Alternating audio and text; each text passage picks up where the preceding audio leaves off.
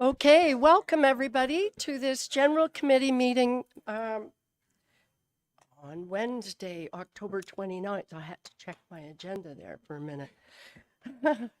We have full quorum today, which is great. And with that, I would like to ask Deputy Mayor Armour if you wouldn't mind reading the land acknowledgement, please. Thank you, Your Worship, and good morning, everyone. I would like to respectfully acknowledge that we are on the traditional territory of the Anishinaabe under the terms of the Robertson-Huron Treaty No. 61 of 1850 and the Williams Treaty of 1923. We commit to acknowledge, learn, educate, create opportunity, honor sacred places, and take action towards real truth and reconciliation in support of our commitment to walk in the path together in respect, peace, and harmony for future generations. Miigwech. Thank you very much, Deputy Mayor Armour. With that, are there any disclosures of pecuniary interest? Okay, seeing none, we're going to move right along to our deputy. We don't have any invited presentations today, but we do have 5 deputations, starting with Amanda Huizinga, who has provided a petition that she's collected regarding speed limits on Ravenscliff Road, and she will be joining us online. So I will turn it over to you.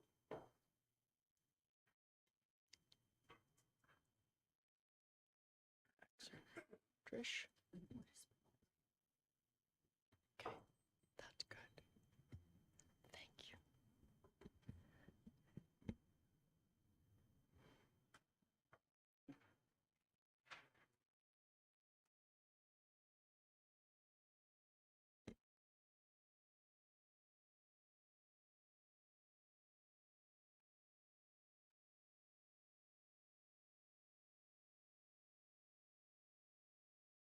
Good morning.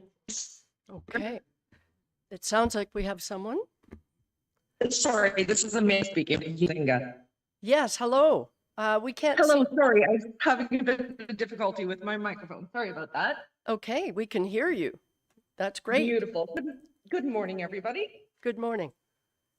Thank you very much for your time. So yes, as you had mentioned, I am looking to have the speed limit changed and from 80 to 60 all throughout. Well, not all throughout, but the 80 section changed to 60. The demographic in this area is growing drastically, and it will be problematic ongoing no matter if we change the signs or not. But I would like to start there because in speaking with the individual at the district who was incredibly helpful, implementing different things in regards to speed bumps or different options that are available. It's not necessarily in the budget right now. However, it is something that I would like to discuss. Unfortunately, I didn't get as much signatures as I wanted. I ran out of time as it is quite time consuming going door to door. But in doing so, speaking with the community, it was lovely to meet everybody. Most I do know. It's unfortunate because even the children are feeling scared to bike on our road. I am on a straightaway, so of course, naturally, people will speed in this section here. I have approximately 402 feet of road frontage that's on a straightaway, and you can easily see people going well over 100. I've contacted the OPP to see if they could enforce it out here, and fortunately, the district did bring out a flashing light notifying people of their sorry, I'm not good at public speaking, but You're doing notifying them of their speed limit, and that drastically improved it. I would love to see that implemented if at all possible, on top of the signage, because I found that more effective than the signs, because I think we all can admit that we've been guilty that, hey, we can go 10 over or 15 over or what have you. There's a lot of youngers out here, and yeah, they're learning the rules and what have you, and they don't necessarily respect the rules like we probably didn't when we were younger as well. But it is getting a little spooky because, as we know, Huntsville is growing drastically and for the greater good. However, it's feeling very unsafe out here, and a lot of my neighbors felt the same way. actually, well, all those signatures felt the same way. And I know that there's more, but I couldn't get around to them. And so, in all honesty, if I know I can't allow more signatures at this time, but if in the future you would like more, I have probably another 5 pages of signatures I can easily get. Okay, that's great. Thank you. I'm not sure. Am I cutting you off? I didn't mean to. No, Okay. I'm taking a pause to see because I'm not familiar with this protocol this is my first time doing this. Okay, well, you're doing a splendid job. One, you're loud and clear, which is great. And what would happen now if you're finished with your presentation? What I will do is ask council if they have any questions of you while you're on the line.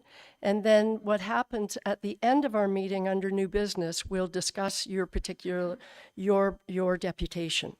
All right? So, All right, can I ask yes, you one more question? of course.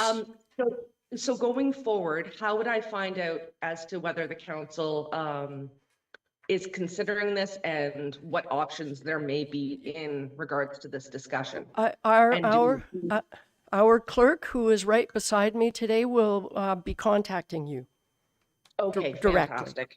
Okay? Okay, thank you for your time. Okay, before we start, Amanda, you've already collected, I think, 79 signatures, is that right? Or you have more than that? That's correct. Okay, all right, perfect. Any questions of Amanda at this time? Yes, Councillor Morrison. Thank you, Your Worship, and through you. Just a quick question, Amanda Marie. I live out that way as well. What is your address? Just trying to figure out where you're located and where that straightaway is. Absolutely, it's 2606. Thank you. Okay, are there any other? Yes, Deputy Mayor Armour. Thank you, Chair. Amanda, do you know what civic address you're actually talking about? I'm not sure really where it changes from 60 to 80 right now. So go ahead. Sorry to interrupt you. That's okay. I'm just curious on the distance. I was trying to actually find the exact address. So it's approximately, I believe the address was 2583. It's just at the cusp of the hill heading towards Sprucedale Way. So if you're heading away from town, down Ravenscliff, I'm just past Hoodstown Road, and it's just there's a pretty sharp corner before Hoodstown, and it's right at the top of the hill there. It's not far. It's a very small section that's 80, to be honest. And I can understand why people would speed there, and even in the 60, because my parents live up the road as well. And that's why I was proposing, I don't know if we can do enforcement or like the digital flashing. That seems to be more effective than the signage itself, because the signage, let's be realistic, the signage really won't change much, in all honesty. Most people do ignore it. So it is just at the cusp of my hill. Are you familiar with that road at all? Like there's Ravens Glen, it's basically a sanctuary, an individual that purchased about 867 acres that he's saving for his family behind us. And you'll see significant signage on a gate that's Ravens Glen. Thank you for that. Deputy Mayor Armour, a follow-up or? Just very quickly, thank you. Yeah. I just want you to know, Amanda, that the district currently is going through a process across Muskoka evaluating all speed limits on all their roads, and this is a district road. So Yes. I just want you to know that they are taking it very seriously and looking at it. I appreciate that very much. Thank you. And I can imagine you guys are responsible. I should note, Deputy Mayor Armour is our council rep on the District of Muskoka's Engineering and Public Works Committee. So certainly you'll have a voice at that table. I believe that we've spoken multiple times, and he's been very, very helpful in this process. Okay, that's great. That's good to know. Are there any other questions? Okay, I don't see any at this time, Amanda. So again, thank you for your deputation. And as I said, we will be discussing it later in our meeting. All right? Wonderful. Thank you, everybody, for your time. Okay, thank you. All So- right. Have a great day. Okay, bye. So with that, we're moving to item number 2, which is a presentation on the Table Soup Kitchen Foundation. new hub, community hub, and we're joined by Heather Cassie and Brian Rasmussen. If you two could join us, that would be terrific, please. Welcome.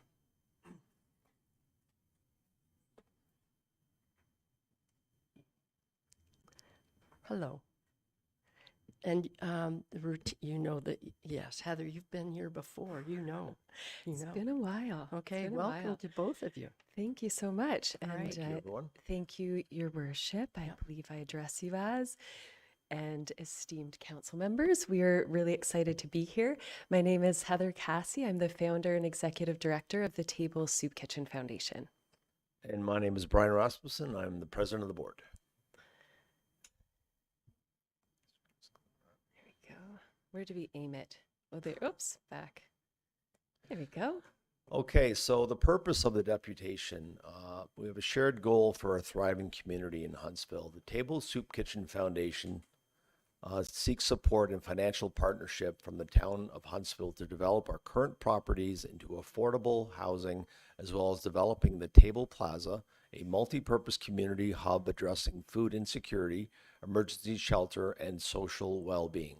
The Table Plaza will expand and increase services to meet the community's needs of connection while creating jobs, training, and volunteer and cultural opportunities.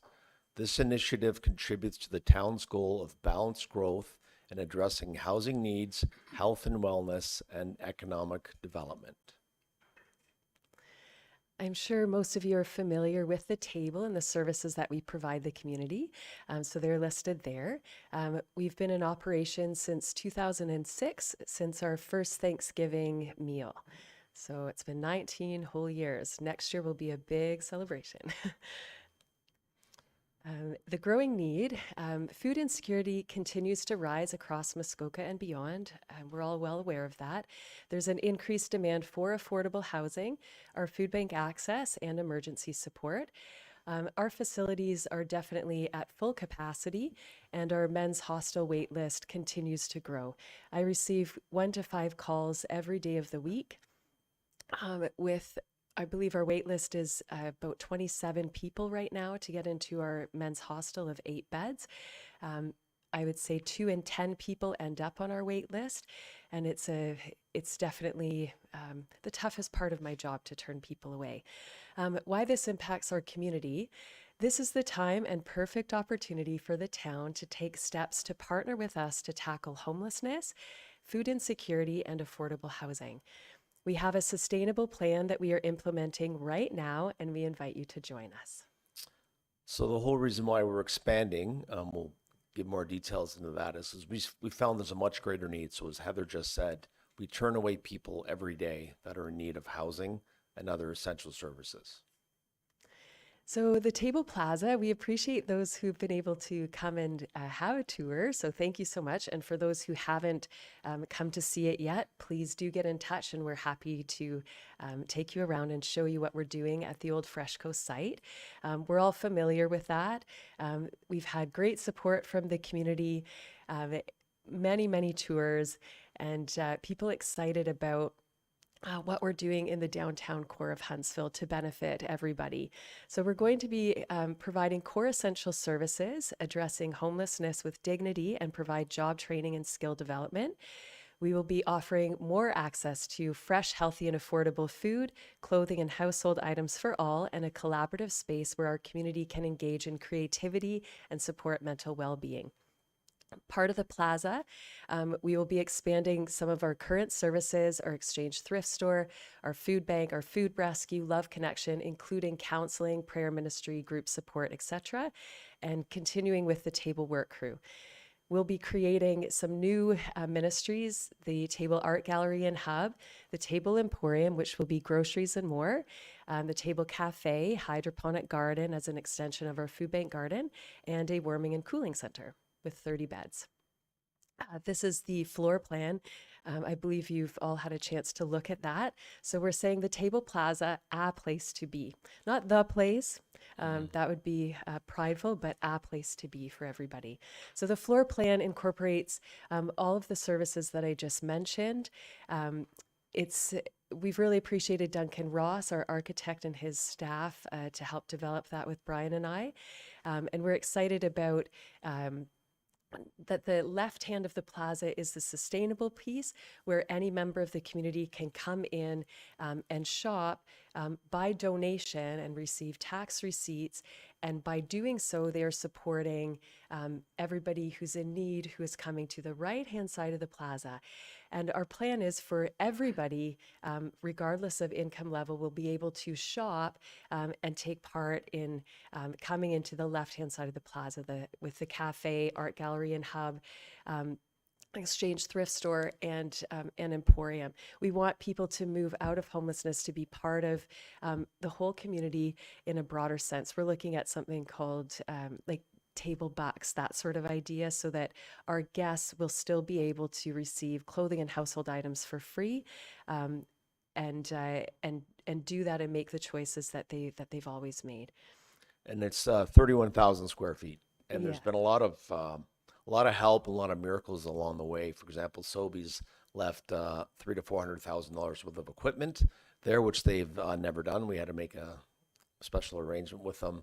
We've had people donate time. We've had people willing to work for tax receipts. There's just been a lot of incredible help along the way. Absolutely. And we have an amazing community for sure. Oops, I think I went the wrong way. Sorry about that. There we go. So our affordable housing vision, we're going to continue our men's hostel with 8 beds, like I mentioned, and our community kitchen. We're planning on developing our current properties down at 9, 11, and 13 Haynes Street, which we own. So 11 Haynes Street is our men's hostel and community kitchen. We would keep that because it's meeting a need. And we have the opportunity to actually develop 9 and 13 Haynes Street.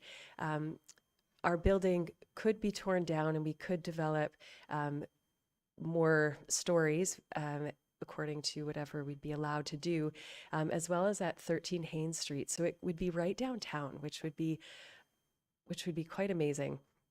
We do have plans for a dorm-style affordable housing there, but if we could actually do affordable housing in partnership, that would be incredible. And then a warming and cooling center, like we mentioned, at the plaza. And we have an opportunity to access 7,000 square feet downtown to develop dorm-style affordable housing. It would take some cash, obviously, but it's something that we're definitely looking into. So together we believe that we can meet the deepest need by supporting those in crisis and transitioning people toward more stable housing. This aligns with the town housing needs assessment and the district big move on housing needs. Part of that is a more emergency shelter, so that would be the warming and cooling center. Transitional housing is our men's hostel, social housing, dorm style affordable housing, and affordable rental housing, more affordable housing. The importance of affordable housing, this slide will be familiar to you folks. We agree with you that affordable housing is important because it helps workers live close to their jobs. It supports seniors and people in fixed incomes who need safe and affordable places to live. It makes it easier for young families and professionals to build their lives here, which helps our economy grow. It reduces homelessness and housing insecurity, making our community stronger and more connected. Without affordable housing, communities can face challenges like labor shortages, homelessness, and rising living costs. You are all aware of these things. Here's a slide about the big move on housing, the deepest need, which you can see what's circled there. You're familiar with that. And then our request to the town. So there is a housing crisis, everyone knows. There's a deep need for it, and we know it's growing. We were able to address that need.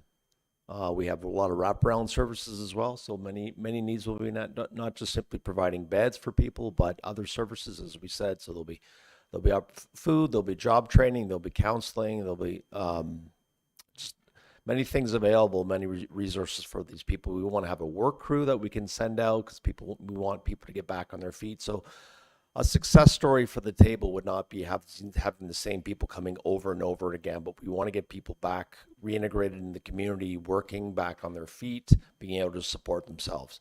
So we are feasibly able to address this need in the right location. We have the facility, we have the opportunity. This will be a sustainable project. We just need help getting there, and that's our ask. All right, so we've listed here that we're seeking partnership and financial support to create emergency shelter, transitional housing, social housing, and affordable rentals based on the town's desire to team up with nonprofits, builders, and government agencies to create housing solutions and contribute to economic development.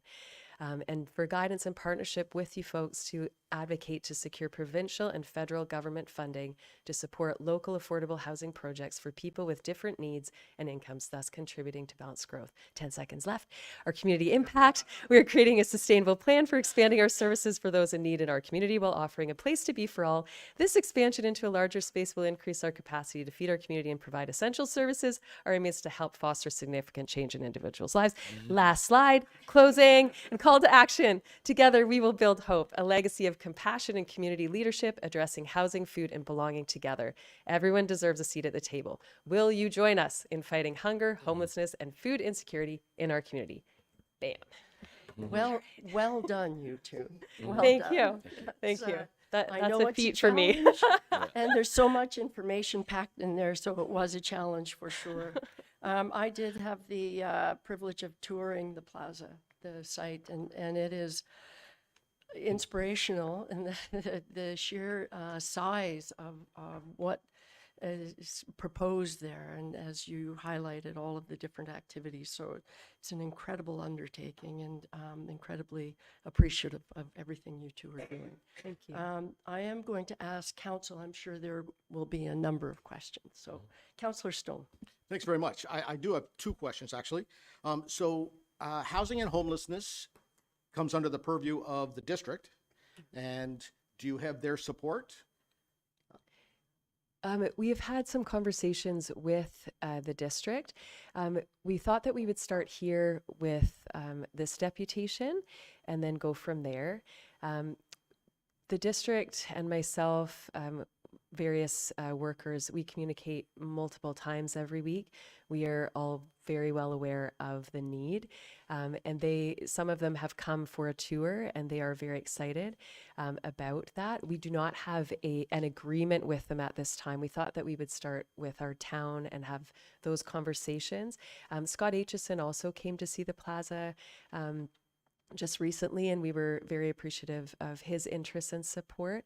I'm not sure if you folks saw the video inviting you all to our fundraiser this Saturday. Check that out on our Facebook and website. So he has indicated that he will come alongside us in helping us get federal funding, etc. So the conversations have started, but we felt like our town is the place to start with. Okay. Yeah. Thank you. And my second question, how does religion play into this whole development? Well, we are a faith-based charity, so we give people the option if they like Christian counseling or if they like to be prayed with. But we want to emulate the attributes of Christ. So we want to be the hands and feet of Christ and care for people as He did and meet their needs, both physically, emotionally, spiritually, financially, and whatever help they need. Mm-hmm. And we certainly have never turned anybody away to come to the table, whether it be as a guest, volunteer, or donor. I think for those of you who know us, we are just focusing on love and being able to help meet those needs in a beautiful way. Yeah, everyone is welcome. Absolutely. A place to be. Okay, Councillor Renwick. Thank you, Your Worship, and I would echo your comments that I too have been to the plaza, as we're calling it. It is an incredible sight to behold, what you're doing, and I certainly applaud what you're doing. Thank you. I think further to what Councillor Stone was asking, and maybe a little step further, and I don't mean to be crass, but within your presentation, there's no numbers. There's nothing financial there for us to look at to say, if you're asking for support financially from the town, I'd like to see numbers. And right off the top, I would ask, and I don't know if you have this information, Heather or Brian, of your budget, how much or what percentage of that goes to staffing?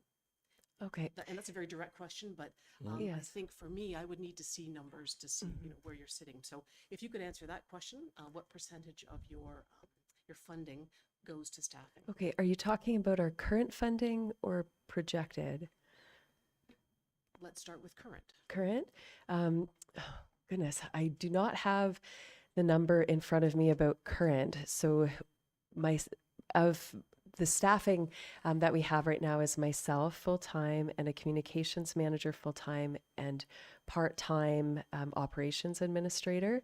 It is it is definitely less than, I think it's 13%, if I'm not mistaken, but we can provide those numbers to you.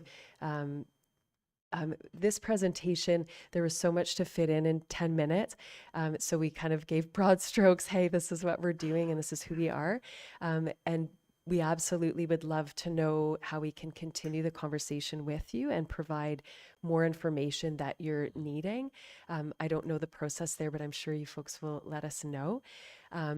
So we will be starting at the Table Plaza with our current staff. We've also made an agreement with Chef Jagger Gordon, who has committed to consulting with us for 4 days of the week for a very reasonable honorarium. So we're excited about that and what he's going to be able to bring to the table. Our operations administrator will be going on a leave, and someone else is coming into, a past board member actually, to take over that role. So it will be full-time. So there will be 3 full-time staff at the plaza, as well as Chef Jagger Gordon, and we have a 10-hour-a-week volunteer coordinator who also does social media and grant writing. And we have a team of 6 volunteer grant writers, a fundraising committee as well, and we pay like accountant, obviously, and bookkeeper. But we have like 250 volunteers. We are volunteer run, all of our coordinators and leaders at the table. We have quite the organization chart. They are all volunteers. And we believe that we can start off with the So majority of close. volunteers. You also might have said that's the kind of information that you can follow up. And Absolutely. we're not putting you on the spot, Absolutely. Heather, Happy to go share through anything. every- Nothing. Yeah. Because it certainly, it's that kind of information. If you're asking for us to advocate or walk with you as you go through the process, it's really useful for all of us to have that kind of information so we know what specifically the different asks are and how we can advocate for those asks. So all of this is just useful for both ways, right? Yep. This is the kind of information we would find helpful. And I think you had a follow-up. Thank you, Your Worship, and thank you for taking what I said and making it much nicer. I'm Dutch, I'm direct, I just have a question.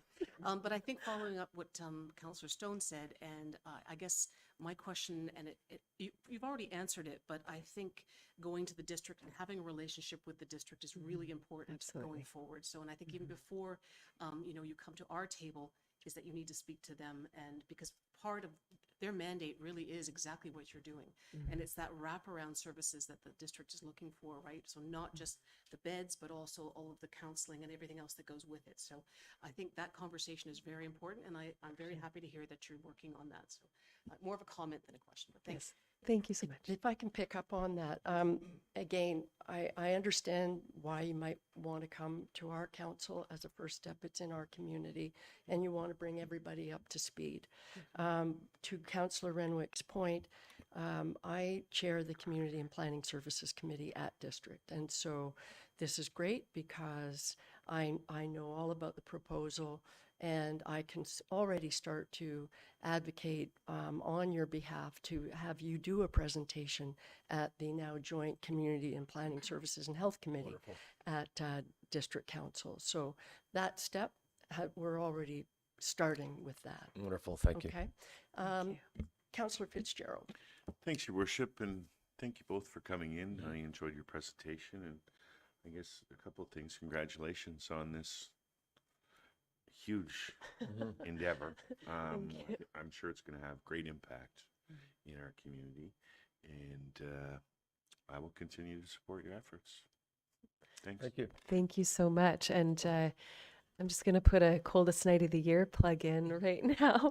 I'm sure Jason will be chatting with you all. Last Saturday in February, February 28th, we love the town support. You guys bless us beyond belief. Thank you. And to your point, we want this to be a beacon of hope and make a change in the community. So not just simply providing services, people coming in and out. We actually want to make a difference in the community. We want to alleviate the problem. We're not going to attract the problem. We want to address it and alleviate it. Right. Okay. Councillor Schumacher. Just one last one, just to confirm, there's still tickets available for games night? Yeah. Yes, there are, and so many live and silent auction prizes throughout. And Chef Jagger Gordon will be there, so you'll be able to taste his food. And there will be 5 musical acts as well, and games out at Hidden Valley. So Texas Hold'em, euchre, cornhole, and mini putt. Thanks to Hidden Valley for allowing us to use the space. And the game will be on game 7 it'll be game 6. And there will be a loser's There will be lounge, a you game, guys, and we will be watching on the screen. So we've just got to acknowledge your Blue Jays for those who can't quite see on the screen today. Great support. That's great. Are there any other questions? I don't see any. Thank you both for coming in today. Right. Much Thank you appreciated. for having us. Thank you so much. We look forward to continued conversation with you all. Okay. All right, we're now moving to our third presentation, and we are joined today by Dr. Neil Hutchison, Dr. Norman Yan, and Alicia Breckenridge of the Friends of Muskoka Watershed, here to talk to us about the Salty Muskoka project. And I think that Norman Yan is here just to provide moral support, I think. Welcome, you two. Thank you, Your Worship, and thank you to members of the General Committee. We really appreciate the time to come and talk to you. We've been talking to most municipalities in Muskoka already. Alicia is the project lead on Salty Muskoka. I'm one of the scientists working with Norman Yan and the rest of the Friends of the Muskoka Watershed. I'd just like to review much stuff of what we know about road salt already. All of this, we'd be happy to talk to you for hours about this, but you can all find it on our website at Friends of Muskoka Watershed. The chloride ion, road salt is simply the same as our table salt. It's sodium and chloride put together. But when you put them together, they're not toxic. When they dissociate in water, chloride is quite toxic. In 2001, the federal government declared that road salt was a priority list toxic substance, and efforts should be made to control and manage it. Chloride levels are elevated in 70% of the tested Muskoka lakes. These are the data from the District of Muskoka's spring sampling program. So 70% of our lakes have been enriched by road salt. And although the federal guideline, part of declaring it toxic, they had to develop a water quality objective, which is the level of salt, of chloride in water, which allows continued reproduction and life of the most sensitive life forms in that water. And they found, reviewing the scientific literature, that 120 parts per million or milligrams per liter was adequate for safe continuous exposure. The trouble is they did not consider lakes like our Muskoka lakes separately, which have very low levels of calcium. They're very soft water. Research done by Dr. Yan and his colleagues shows that 10 or 20 milligrams per liter, 1/6 of the federal guideline, is a more likely safe level. And using this, chloride is a potentially harmful levels in 12% of tested Muskoka lakes. Again, from the district's data, chloride is added to our waters from winter salting of roads, parking lots, sidewalks, and driveways. We all do it. We figure this will likely increase in a warming climate. We're going to be seeing more lake effect snow like we saw last winter coming in from Georgian Bay, and more movements through a freeze-thaw cycle as the average temperature increases. Chloride does not break down, and concentrations can only be lowered by source reduction and dilution. It's not something that nature will take care of on its own. You have to turn it off at the source or put fresh water in. So what do we know? So here's, we looked through the district's data for Huntsville. As we said, it's elevated in 70% of our tested lakes. We see that on the left-hand side, this is Lake Vernon, Hunters Bay, and Lake Vernon proper, and they are down at about 3.5 parts per million, 3 to 3.5 parts per million, with minimal influence there, although the actual historical levels are probably less than 1 part per million in Muskoka. We then go over to Peninsula Lake, and we see that it's been increasing steadily over the last 25 years, and we're now at about 11 or 12 milligrams per liter, 13 milligrams per liter in Penn Lake. Between Penn Lake flowing into Fairy Lake and Fairy Lake getting the cleaner water from Lake Vernon, we're at about 6 or 7 in Fairy Lake, but again, on an increasing trajectory. We remind you that our concern is aquatic life, which has been driving most of what are the research we've done, but that sodium is also harmful, and chloride in drinking water, and at much higher levels, and we get our drinking water from these lakes. What we did a couple of years ago was we engaged a series of citizen scientists in Gravenhurst and Bracebridge and Huntsville, looked at 26 sites and took 600 measurements to estimate road salt using conductivity. Conductivity is simply very easy to measure by sticking a probe in the water, and it's got a direct relationship with chloride based on our analysis of the district's data. You'll see at the far left, we go from 0 to 20,000 conductivity measurements across the host of sites we're looking at, from unimpacted areas or low impacted areas on the left, going over to the right where we see several very major storm drains in Bracebridge that are up closing to 40% of the level you'd find in seawater. And then this report is available on our website. So we found that people tend to think of it as highway maintenance is the big problem. It is a big significant problem, but our local applications are also important. Here's a bunch of pictures, and I'm sorry I couldn't represent Huntsville in any of these pictures. These are all in Bracebridge and Gravenhurst, but poor road salt storage in the upper left at the back of a commercial parking lot, over application. The one on the upper right is actually the entrance to the Gravenhurst Municipal Chambers. But the bottom left are poster children of over-salt use. This is at the grocery store in Bracebridge last March. So people just tend to over-apply road salt, feeling that that's going to make things even more safe when it's not necessary. The damage is not limited to a sensitive aquatic life. We certainly see the effects on lakes and streams, on trees, on drinking water. You'll recall the collapse of the parking garage in Elliott Lake several years ago, which the engineering study reported was due to corrosion of concrete and rebar. And of course, Toronto's Gardner Expressway keeps falling apart for much the same reasons. Our clothing, our vehicles, our pets, our personal assets.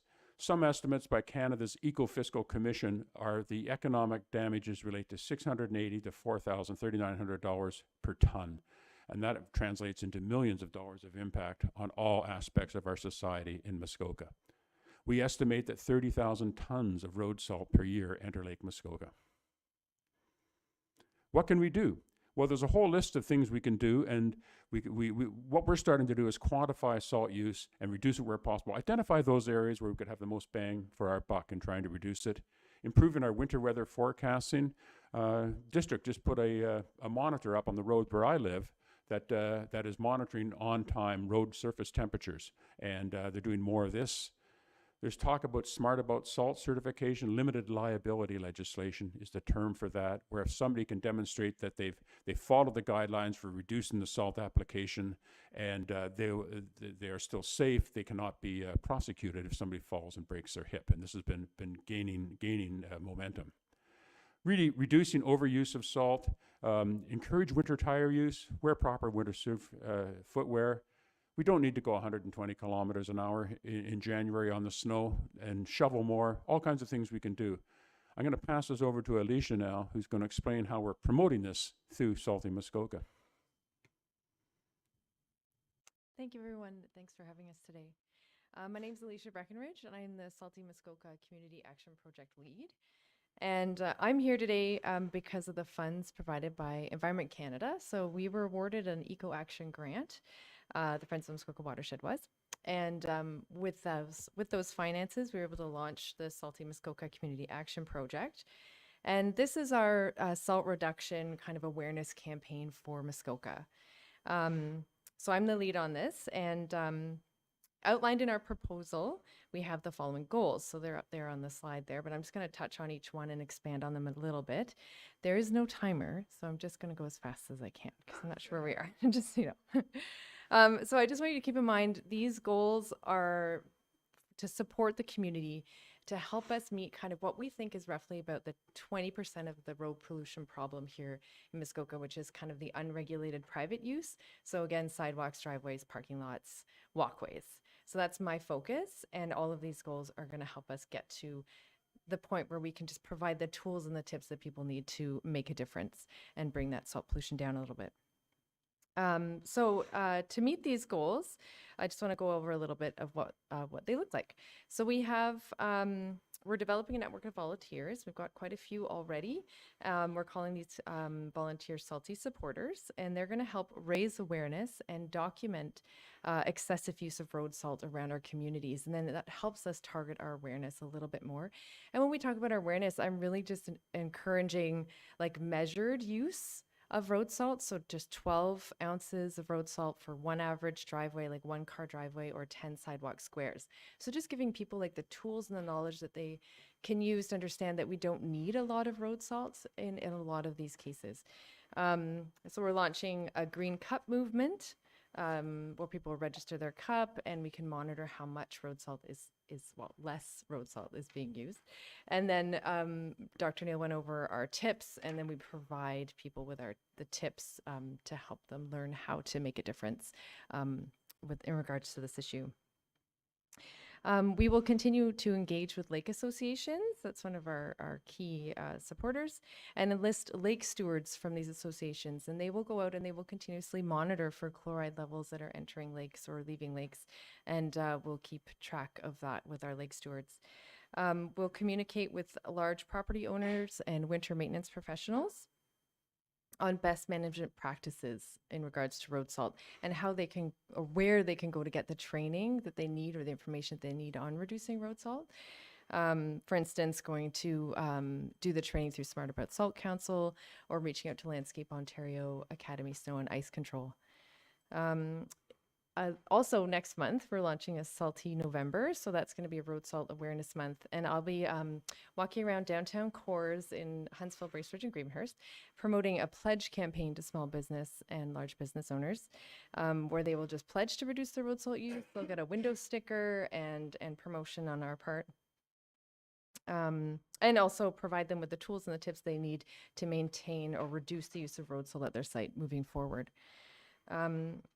Lately, I've also been visiting schools. So I've been at HHS and HPS running curriculum-linked road salt awareness programs with teachers and students. And that's been amazing and super engaging. And I talk to them about why we need to do this, like go over the issue using our science that Dr. Neil just walked through. And then I demonstrate how they can make a difference, what they can do at home. I give them the information and the tools, and they're running with it, and they're creating awareness posters, and they're getting involved. And so far, we have Gravenhurst High School is also doing some monitoring for us. It's officially become like a lake steward, and so they're going to start monitoring with their classes. So that's been a great kind of positive thing to spin out of this project. In terms of our agreement with the Canada Water Agency, it's a 2-year agreement, and these are the goals that we're going to meet. And a part of the agreement is a matching donation kind of clause.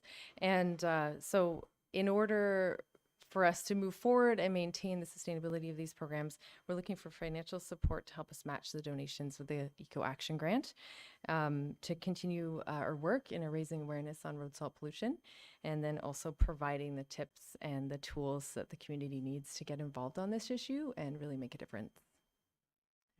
Thanks. I'm going to send you back to Neil. Thank you, Alicia. And that brings us to kind of the crux of what we're here for today. Your colleagues throughout Muskoka have all passed similar resolutions to what we put forward here. I'd also note that 25 municipalities of Ontario have adopted these resolutions, including large places like Kitchener-Waterloo, town of Richmond Hill, but Muskoka are certainly leaders in this. What we'd like Council to adopt is a resolution working to develop limited liability association with contractor training and to develop best management practices for snow and ice management. That would probably involve provincial cooperation. We want the municipalities to urge the province to create and fund an expert advisory committee to identify best approaches for protecting fresh and drinking waters from salt. We'd like the town of Huntsville to reduce road salt use as much as possible to maintain safety and to report the annual use and the costs of that, to help track your progress in that regard. And we'd like also all municipalities, if they adopt these resolutions, to communicate the fact that they have to other municipalities and to the province, just to show the support that we're gaining for all of this. So this is the resolution. This is the text is more detailed text is available and is what has guided the other municipalities to adopt this. So what our ask of you is that the town of Huntsville pass a resolution of commitment to road salt reduction following the District of Muskoka model. And we'd also ask that the town of Huntsville provide financial support to the Salty Muskoka project in 2026. And I know Councillor Renwick had asked about actual dollar costs. We're requesting $5,000. Thank you. Thank you very much, Your Worship. Thank you both for your presentation. And if I may, just a couple of comments off the top before I go to council. Number one, we've done. We actually supported, and we did it in sort of a backwards way. We received the town of Bracebridge's resolution, and we supported the town of Bracebridge resolution. So maybe we can do it again, but it would be our own. And That'd be maybe great. that might be not a bad thing to do anyway. But we actually supported that a few months ago. Well, and So number one is done, but I think we probably it would be worth our while to doing it again, but under the Town of Huntsville banner. Not a bad thing. And just another comment, I am so happy you're here doing all of what you're doing today. When this council was first created in 2022, we created in 2023 a climate change and environment committee of council that looked into what our highest priorities were as to moving forward in this municipality, and it was made up of citizens and elected officials, and one of the top 5 was road salt use or salt use just in general. And what you presented today, I think is probably what the committee was hoping would happen. And now you're presenting it and saying, this is the action plan. This is what you need to do. So from my perspective, I think it's fantastic, and I would be happy to support whatever we need to do. So with that, I'm going to Councillor Cloutier. Thank you. Thanks for coming today. Good presentation. I'm sure a lot of people have questions. I have a question. The road brine that they put on, the liquid, what effect does that have on the environment? It does contain salt, but it's a big step forward. What it does is it puts the salt in a liquid form, and it goes exactly where it's needed. We've all seen the big chunks of salt that bounce to the side of the road. We saw it in one of our pictures. That salt isn't helping anybody. The brine, much less salt is needed to achieve the same effect. So it's a much more effective use of the salt because it gives you exact coverage. Okay. Councillor Clark. Thanks, Mayor Alcock. Just more of a comment, but I believe a lot of the excess salt use that we see with commercial building owners is a direct result of the slip and fall lawsuits and insurance that we see. I can speak to that personally, having owned commercial buildings. That was always a great fear that we always had with any commercial property we had. So I believe that excess salt is is directly tied to insurance claims and litigation, and those changes really need to start with the province. I think it will be difficult or challenging to get commercial owners to reduce salt usage without that being in place. Alicia, would you like to respond? Yes, no, that's a great question, and definitely something that's on our mind, and definitely we need the help of the province in tackling that one. So we do have this idea of, and we were learning about this last night on a webinar on road salt. It's the idea of risk perception. So there is risk involved in the winter. So what we've done is we're just asking for reduction. So like those images that we saw earlier in the slide, those are our examples of excessive use. So and those can actually lead to other hazardous situations where we can get to the point where we have excess road salt that it becomes hazardous in itself. So we're kind of in this pendulum swing where we're worried we put too much out, then it's causing other problems. So we're just scaling it back, trying to provide that awareness that we really just need a little bit. And the science is there. If we're using rock salt and you spread it out, it works better than if it's clumped together or kind of saturated. And then just giving just those the amount of space, the right amount of salt, the right amount of space, and a little bit of extra knowledge on the right time. Like if it's too cold, road salt doesn't work, and what else can I do? And all those physical things you can do first. Those are all in our tip packages, like the shoveling first and other alternatives. Thank you. Thank you for that. If I Joe. might add to that, the Ontario Salt Pollution Coalition is a much larger group than ours. We are part of it. They are working actively both with the province and with Landscape Ontario, who are the umbrella group for the private operators, to try to encourage limited liability legislation. You might recall MPP Norm Miller. There used to be an unlimited time period where you could sue for a slip and fall from ice. He introduced a bill to greatly reduce the time, so people had to become aware of their problem much more quickly. So we agree that the province needs its help, and liability is the big concern. And we certainly hear that from Landscape Ontario. Thank you for that. Do you have a follow-up, Corey? Councillor Clark? Thanks, Mayor Alcock. I appreciate those comments, and I guess from somebody that's owned commercial properties, the fear is always, well, what is, if I'm sued as a business owner, a commercial building owner, what is that litigation against me going to consider as excessive or not? That definition's not really clear, so that's why people tend to put more salt down, because it's so hard in the court of law, in litigation, to decide, what is excessive or not. So anyways, just some of my thoughts from someone who's owned properties. Thank you for that. Deputy Mayor Armour. Thank you, Chair. Just to follow up on that, you think about the reduction in those who are actually doing driveways nowadays due to insurance costs, but they just, people are getting out of the business because the liability costs. Anyhow, my question has to actually do with either the director or the manager, road manager. Are we tracking how much road salt do we put on the roads currently?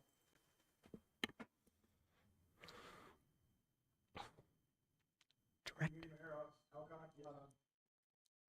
Yes, we are tracking it. Most of our salt actually it goes into our sand pile. And unfortunately, because we don't have a dome right now, it's 5%. If we have a dome, it's 3%. That would be a difference of about 300 ton of salt. Wow, that's interesting. Thank you. Good question. Yeah. That's interesting. Thank you for that that figure. That was good. Yes, Councillor Renwick. Thank you, Your Worship, and through you. Thank you for the presentation. And I was, top of my list was to say, we've already passed this. So this is, we were aware of it. It came through the correspondence that we saw. So I'm glad that we've taken the initiative, and I'm glad that you're here today to speak about it. I wish we lived in Denmark, where they heat all the sidewalks and the driveways, where you don't have to deal. It's a little bit less, it's a little bit more expensive, but Hopefully carbon neutral. yes. And I guess my question is, so in North America, and in particular in our country, or in this area, we use salt to get rid of the ice.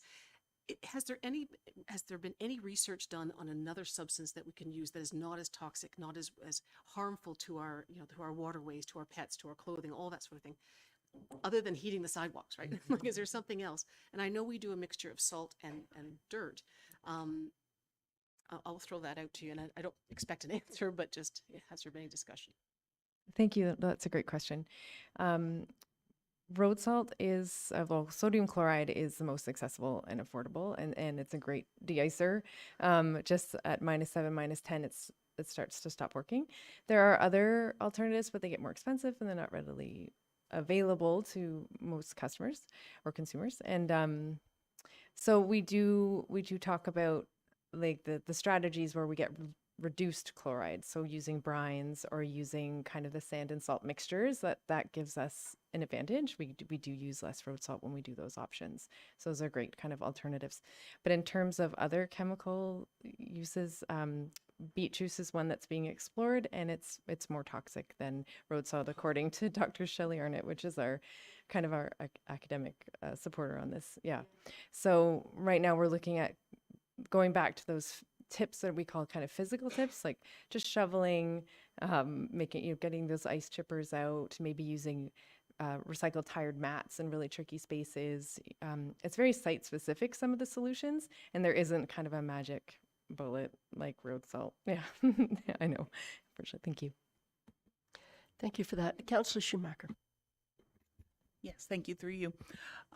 Yeah, so I think, and you mentioned maybe not so much the highways, because I believe and Director of Operations or Brandon can probably correct me if I'm wrong, but I believe there are certain roads we have to have down to Bear. So again, I'm hoping that is conversation maybe with the province around, what are the parameters? Again, I think it gets into insurance. And then I guess also, what about like the winter tires? I think are a good thing, and maybe a plus for insurance is that they will give you a discount if you are using winter tires. What about chains on tires? Because like I know Novar sort of gets that whole one side of the road can use it and the other side down to here can't kind of thing, right? So looking at moving the limit as to where people can start to use those types of events. I'm not sure about chains on tires, but certainly studded tires are used in Quebec, and I think north of Parry Sound, which is what you're talking about with the Novar. Yeah. Thank you for that. Councillor Morrison. Thank you, Mayor Alcock. Nice to finally meet you guys. We've had discussions. It's great. What you guys are doing is so important for our community. It's to be applauded. Have you guys seen any of the studies out about the use of AI to reduce road salt in small municipalities? I know CEO Corey might be able to correct me, but I think it was a city of Vaughan that through the use of AI reduced their road salt spending by about $1.2 million for the year. Is that correct? King Township.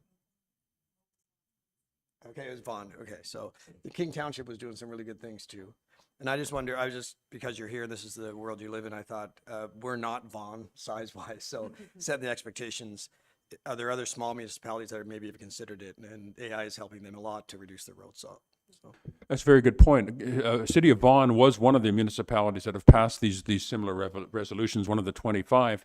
And I think maybe a form of AI is that I know the district are actually measuring the temperature of the road, more precise forecasting and more precise responses to it, which is a form of AI. I would suppose. I mentioned, like just last week, a sensor went up on my road that the town put up there that's got a thermometer pointing at the road surface. So I presume that's something to do with road salt. But certainly applying AI would be one solution. Thank you for that. Our manager of roads is here with us and just wanted to add a couple of comments as to our current practice. As I understand it, Brandon, you want to say a couple of things? Before you do, I have a quick question about the comparison of Lake Vernon versus Peninsula and Ferry. And I have an idea why Ferry would be worse than Vernon, but what's your take on the reason for that? To me, my take is that Peninsula Lake, which is twice the chloride concentration of Ferry Lake, flows into Ferry Lake, and that would be. And the reason Ferry Lake, which has more population around it, I think maybe than Penn Lake, but it gets the cleaner water from Lake Vernon, which does not have as high. Okay. Although, as Alicia pointed out, Penn Lake is where the big resorts are. Right. Yeah. That was sort of what I was. And we kind of were talking about that maybe we should go talk to the resorts too. That might be a direct route, right? Anyway, so Brandon, do you have just a couple of things about what we're currently doing, which would be really helpful?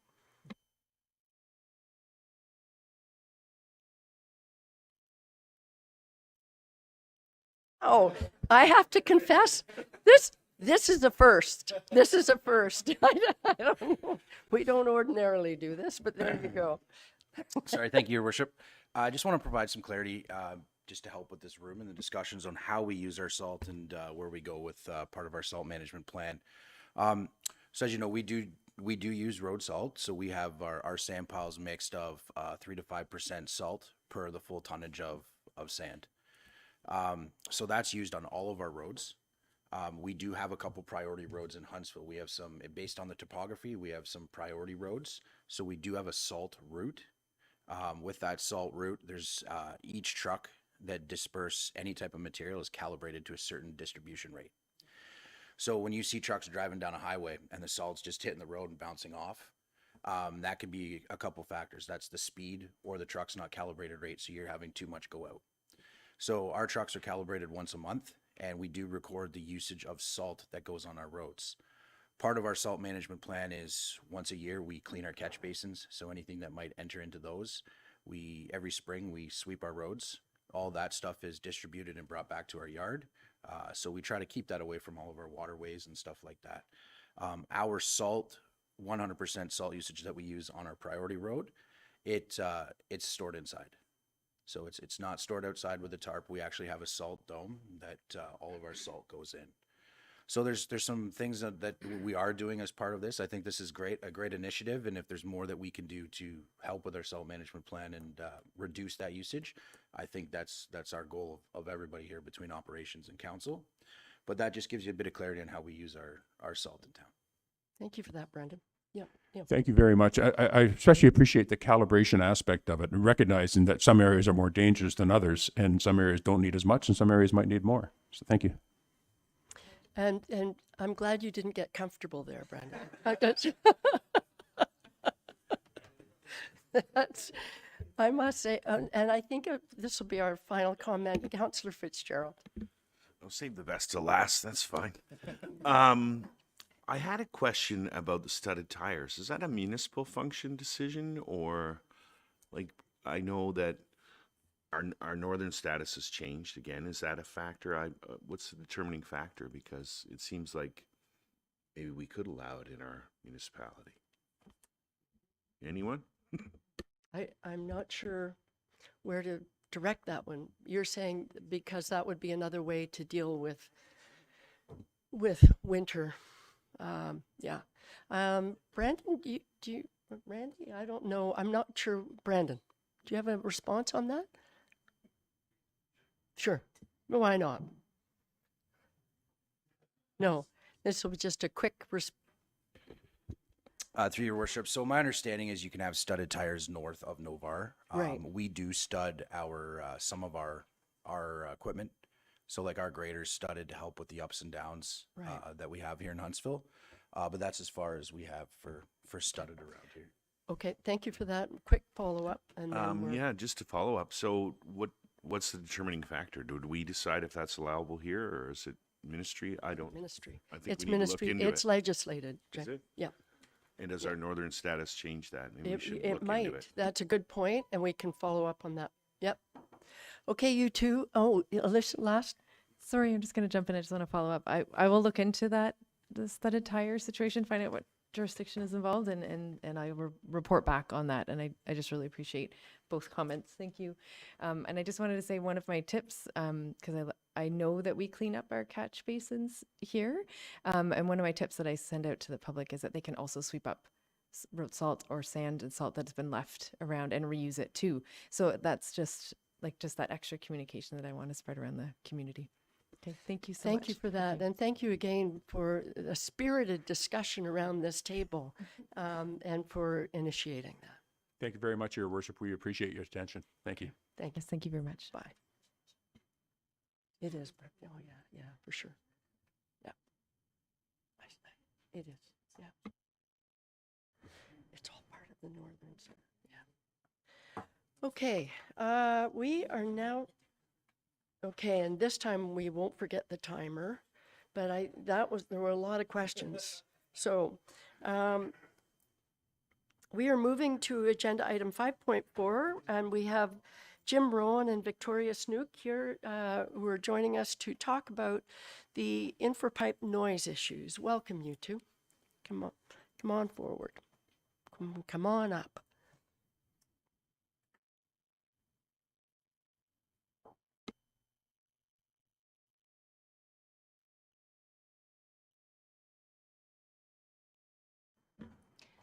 First of all, thank you for having us here today. We really appreciate this opportunity to speak to you. My name is Victoria Snook, and this is my neighbor, Jim Rowan.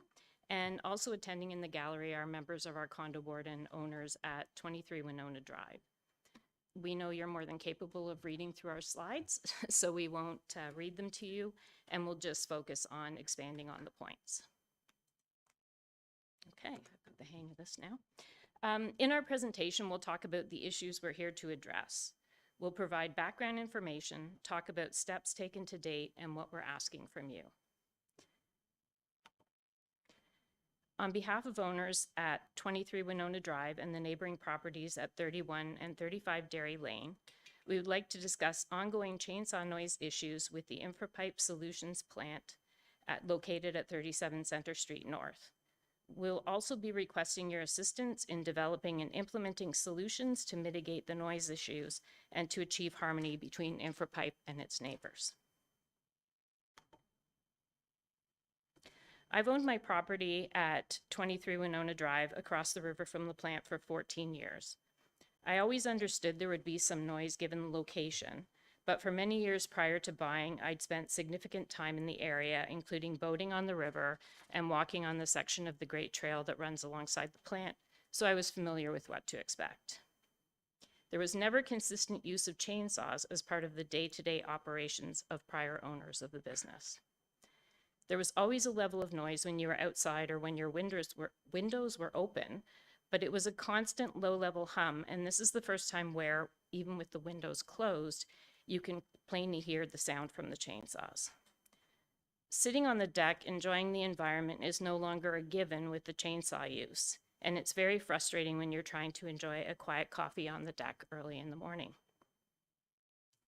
Under Ontario property law, property ownership rights include freedom from excessive noise and disruptions from surrounding areas, such as construction or unreasonable disturbances from neighbors. Responsible parties must mitigate such disruptions to maintain a harmonious living environment. I ask you to consider the fact that chainsaws emit noise at approximately 110 decibels, or the equivalent of the noise of a rock concert. So that's what we're listening to every day. At times, there are 2 chainsaws running at the same time. InfraPipe have advised that they still have a 2-year backlog of pipe to be destroyed using the chainsaws. Huntsville has grown in size and popularity, especially in the past 5 years or so. The town's #1 industry is tourism and recreation, and these levels of noise are in direct opposition to the town's promise to its visitors of a peaceful retreat in nature.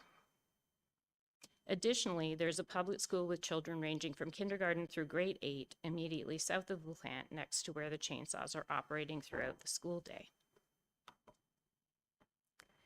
The use of gas chainsaws is harmful to the environment. In addition to the exhaust emitted by chainsaws, cutting the plastic pipe produces waste in the form of small plastic pellets, which have the potential to contaminate our groundwater, the river, and the surrounding properties.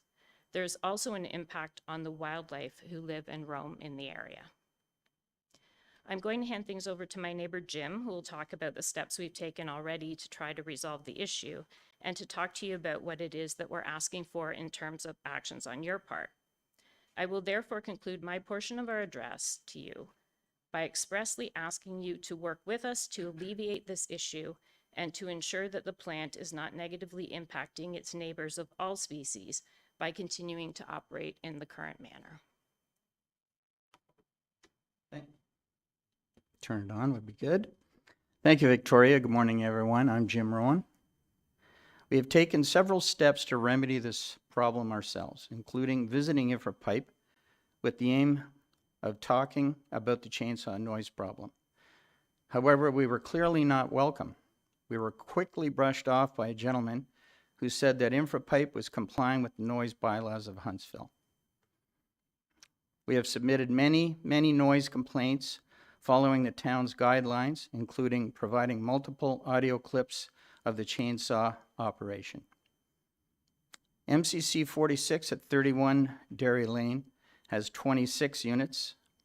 MCC 44 at 35 Dairy Lane has 23 units. And MCC 69 at 23 Winona Drive has 6 units, for a total of 55 units on 3 properties. Owners from all 3 properties are on board with this deputation regarding the chainsaw noise from InfraPipe.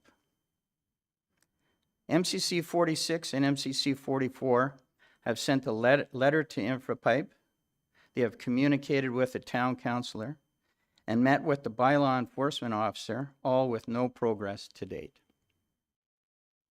After many discussions, letters, and emails with the mayor, deputy mayor, CAO, and bylaw enforcement officers, all of whom have been very helpful and supportive, it has become very clear that to fix this chainsaw noise problem with InfraPipe, it was necessary to speak with all of you today.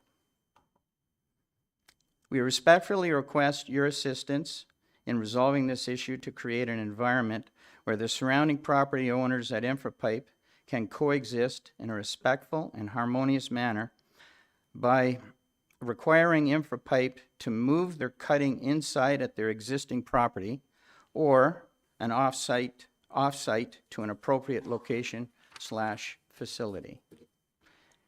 InfraPipe is a commercial business operating in a residential neighborhood, claims that they always operate within the bylaws. They do not.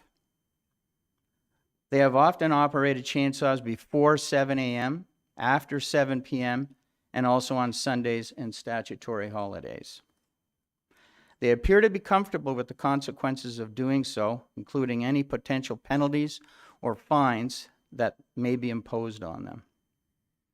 In furtherance of the above, in addition to working with us in InfraPipe to implement a solution to the current issues, we specifically request an amendment to the town's noise bylaws to provide specific guidelines for use of chainsaws for commercial and industrial purposes that addresses the negative impact on the surrounding community and environment.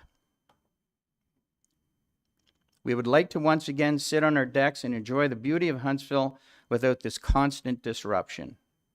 The following is an 8-second sound clip of the chainsaw noise taken recently from our deck. Hopefully this works.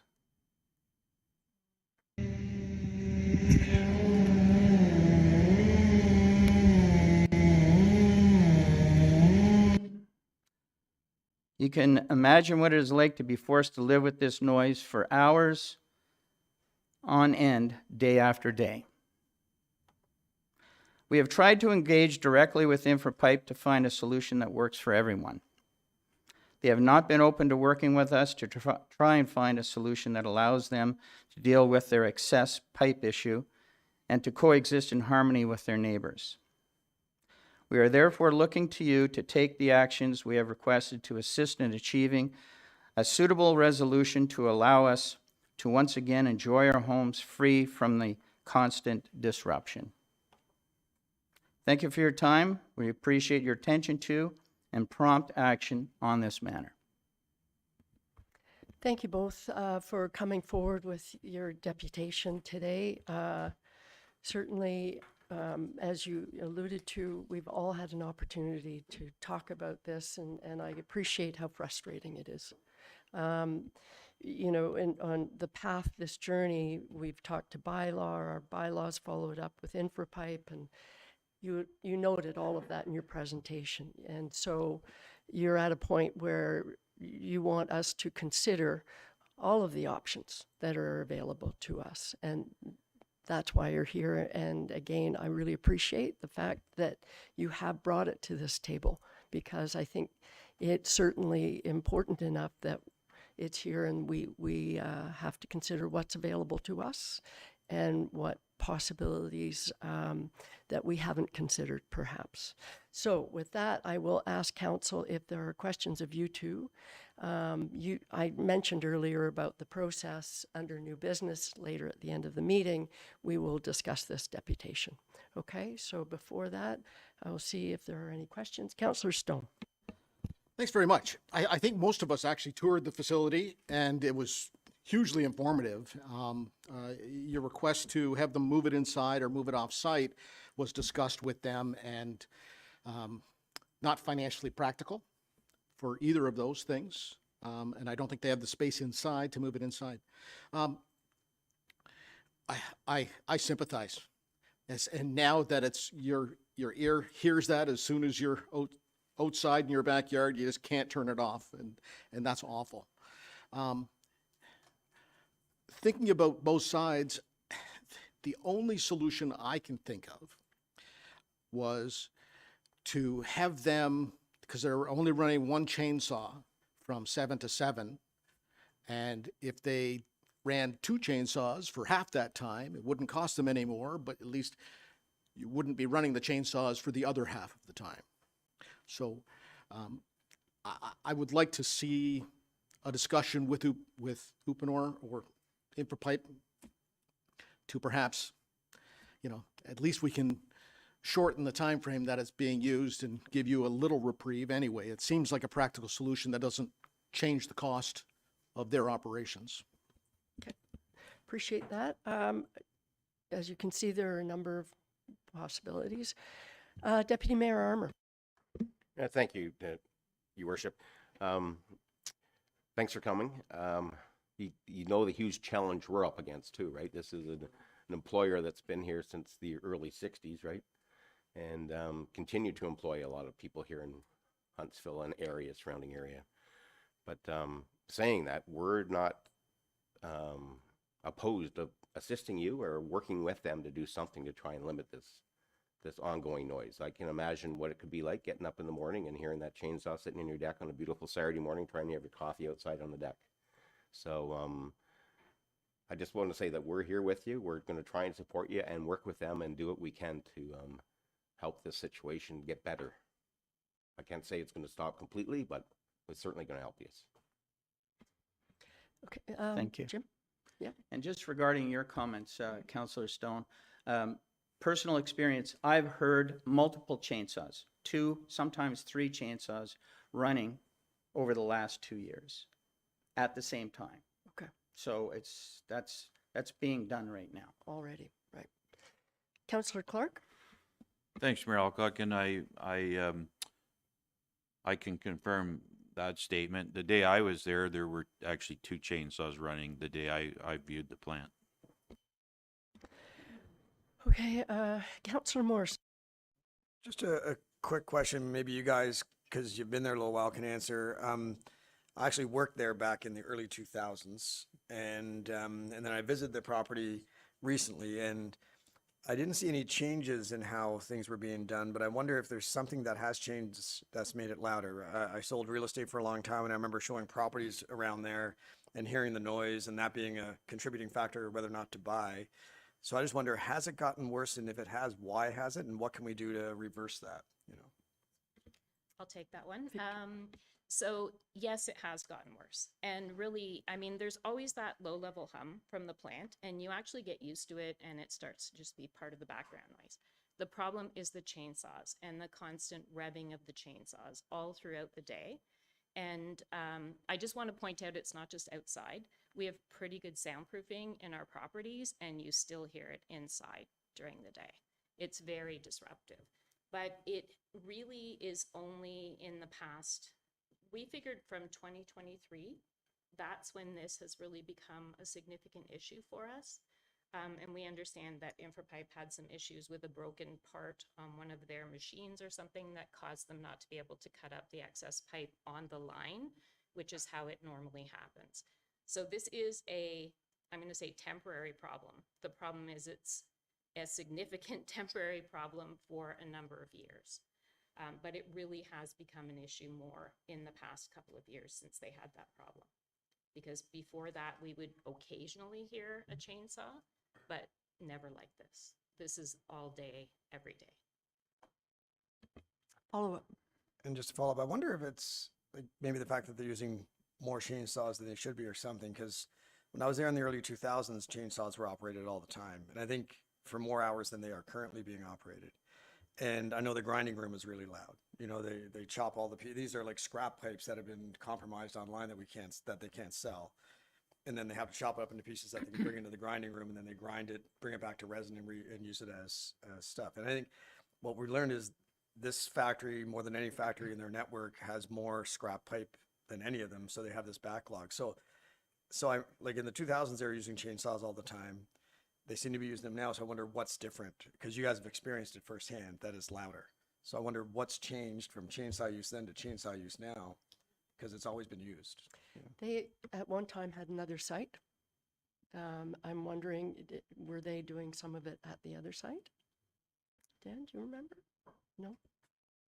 Yeah, they used to truck a lot of their scrap off-site, but I believe it became using property that wasn't zoned properly for that production of scrap. that might have been the rationale as to work was being done elsewhere. Yes, Victoria? Sorry, Councillor Renwick. That's good. Victoria, you're taking Thank over you. my job. Just- Through you, Please, Chair Victoria. Please go ahead. Thank you, Your Worship, and thank you, Victoria, for allowing me to speak. Mike, I guess I also toured the facility and with a number of different councillors, and I asked the exact same question: what has changed in the last couple of years for it to increase in sound? And they said, really nothing has changed, but obviously something has. And the thing that we talked about while we were there was in the sense of putting a berm, putting some kind of sound barrier between the property, and I think that the trains sometimes act as a barrier, but is there not a way of putting some kind of berm? And again, that would be an expense to the company, but I think that's something that we discussed, a berm or a physical, with the highways that they have down in Toronto where you have those great big, that might help as well to absorb some of the sound. So, and I think to what Deputy Mayor Armour said, that we are very committed to helping and trying to work through this for sure. So I think all of us on council, I can't imagine sitting and listening to that all day. And I live on Hunters Bay, Yeah. and I heard it one day too. So it depends how- sometimes which way the wind blows, I think. Oh, but yeah. Yeah. Anyway, I hear think it we're all Long yeah. way away. Yeah. As someone who's also toured the site, I concur with you, Councillor Renwick, that there are, I think, other possibilities such as the sound barriers that you mentioned. Something we could certainly explore. CAO Corey, you wanted to add? Thanks very much, Chair Alcock. So in discussions with the plant manager, he did indicate that they, at this current time, have a huge excess of backlog of pipe. And I'm not 100% sure how that backlog occurred, but they figure that if they can continue operations within the 6 days that's permitted within the bylaw from 7 till 7, they will be roughly 2 years before they even catch up the backlog. But through discussions with the plant manager, he did indicate at that time that there might be the ability to cut those operations in half. So maybe it's only every second Saturday they're using the chainsaw. So there's some flexibility, but right now they have so much backlog of this pipe that they're running those chainsaws from 7 till 7, 6 days a week, and multiple chainsaws. So we did have the discussion with the manager saying, what about sending that off-site and having another company do it? And to Councillor Stone's point, it just is cost prohibitive. And to Deputy Mayor's point about the location, the other location, they were transporting it to do some cutting. It is not currently zoned, and we had huge issues with the neighbors in that area. So we had to redirect them back to the main site, which is where it is supposed to be occurring. It's zoned appropriately. So those are just some follow-up comments. Yeah, Chair. Yep, I appreciate that, and it still is discouraging to hear that, 2-year backlog.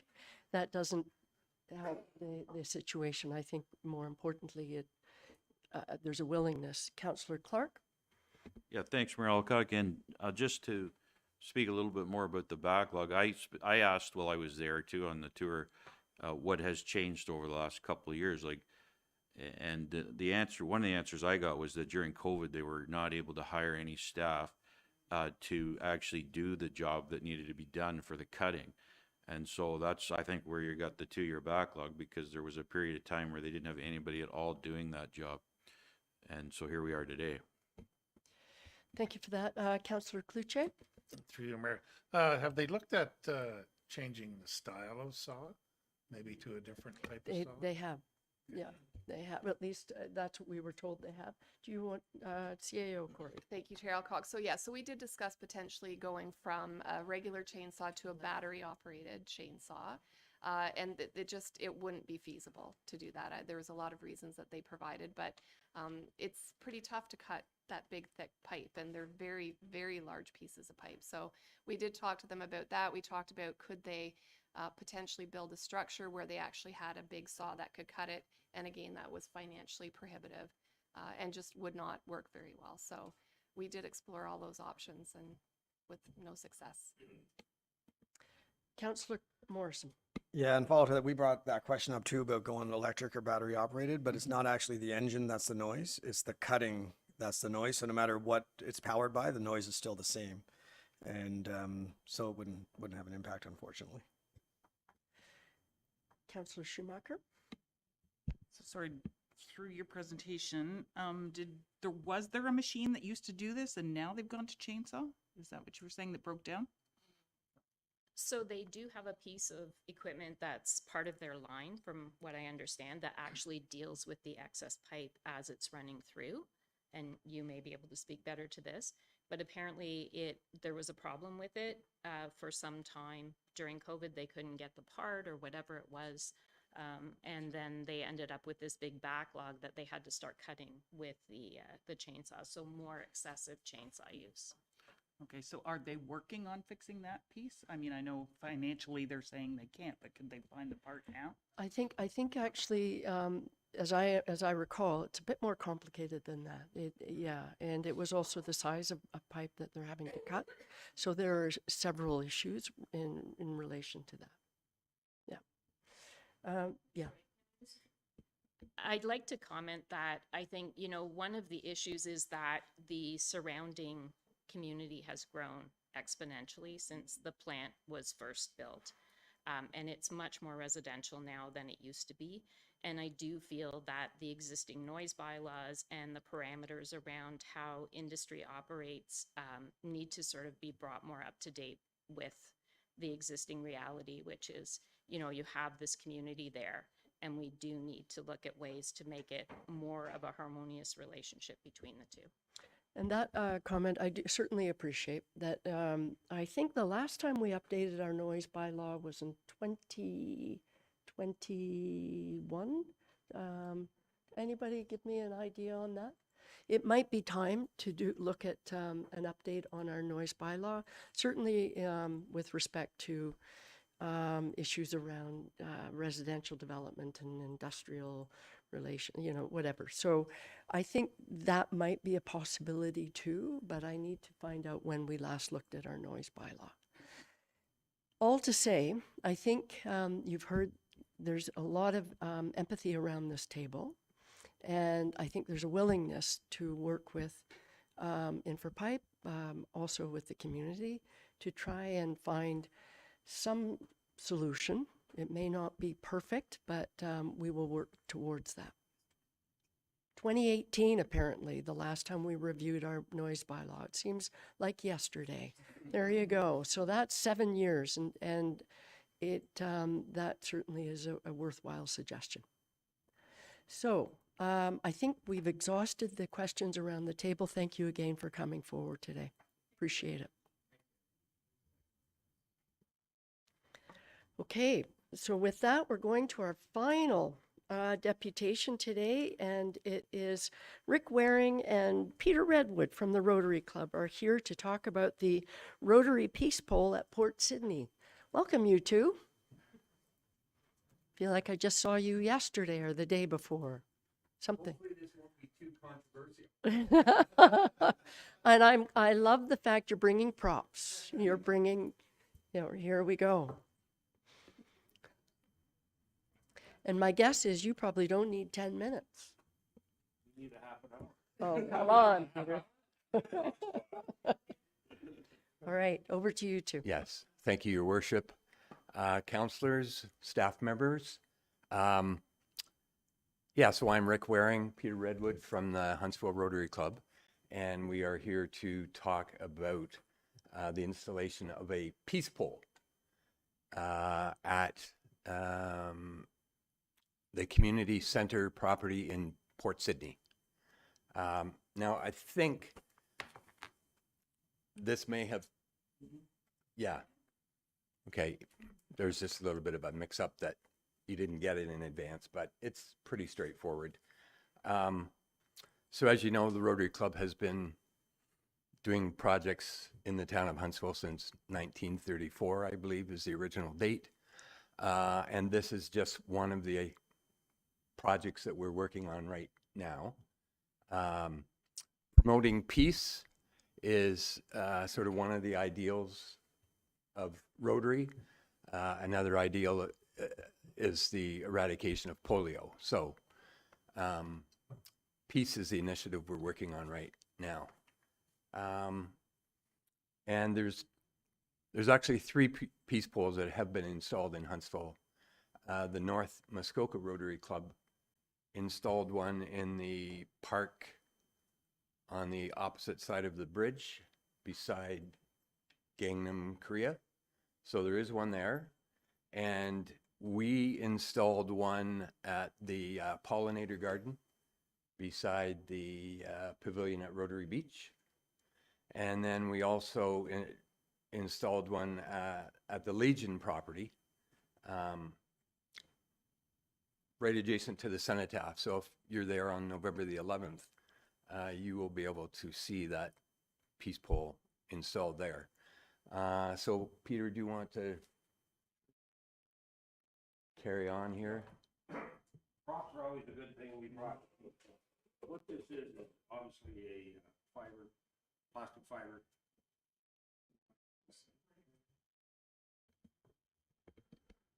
This is a plastic fiber piece pole that is approximately 8 feet in height. It is built so that it will slip over a 4x4 unit. So what we are doing in our locations is we're putting in a 12-foot pressure treated 4x4, going 4 feet in the ground, supporting it with concrete, and then we can fasten this to the piece pole so that it doesn't get taken or something. There are, I think, 6 different languages. Pardon me, there's English, French, Italian, Mohawk, Hindu, Russian, and Dutch. Yeah.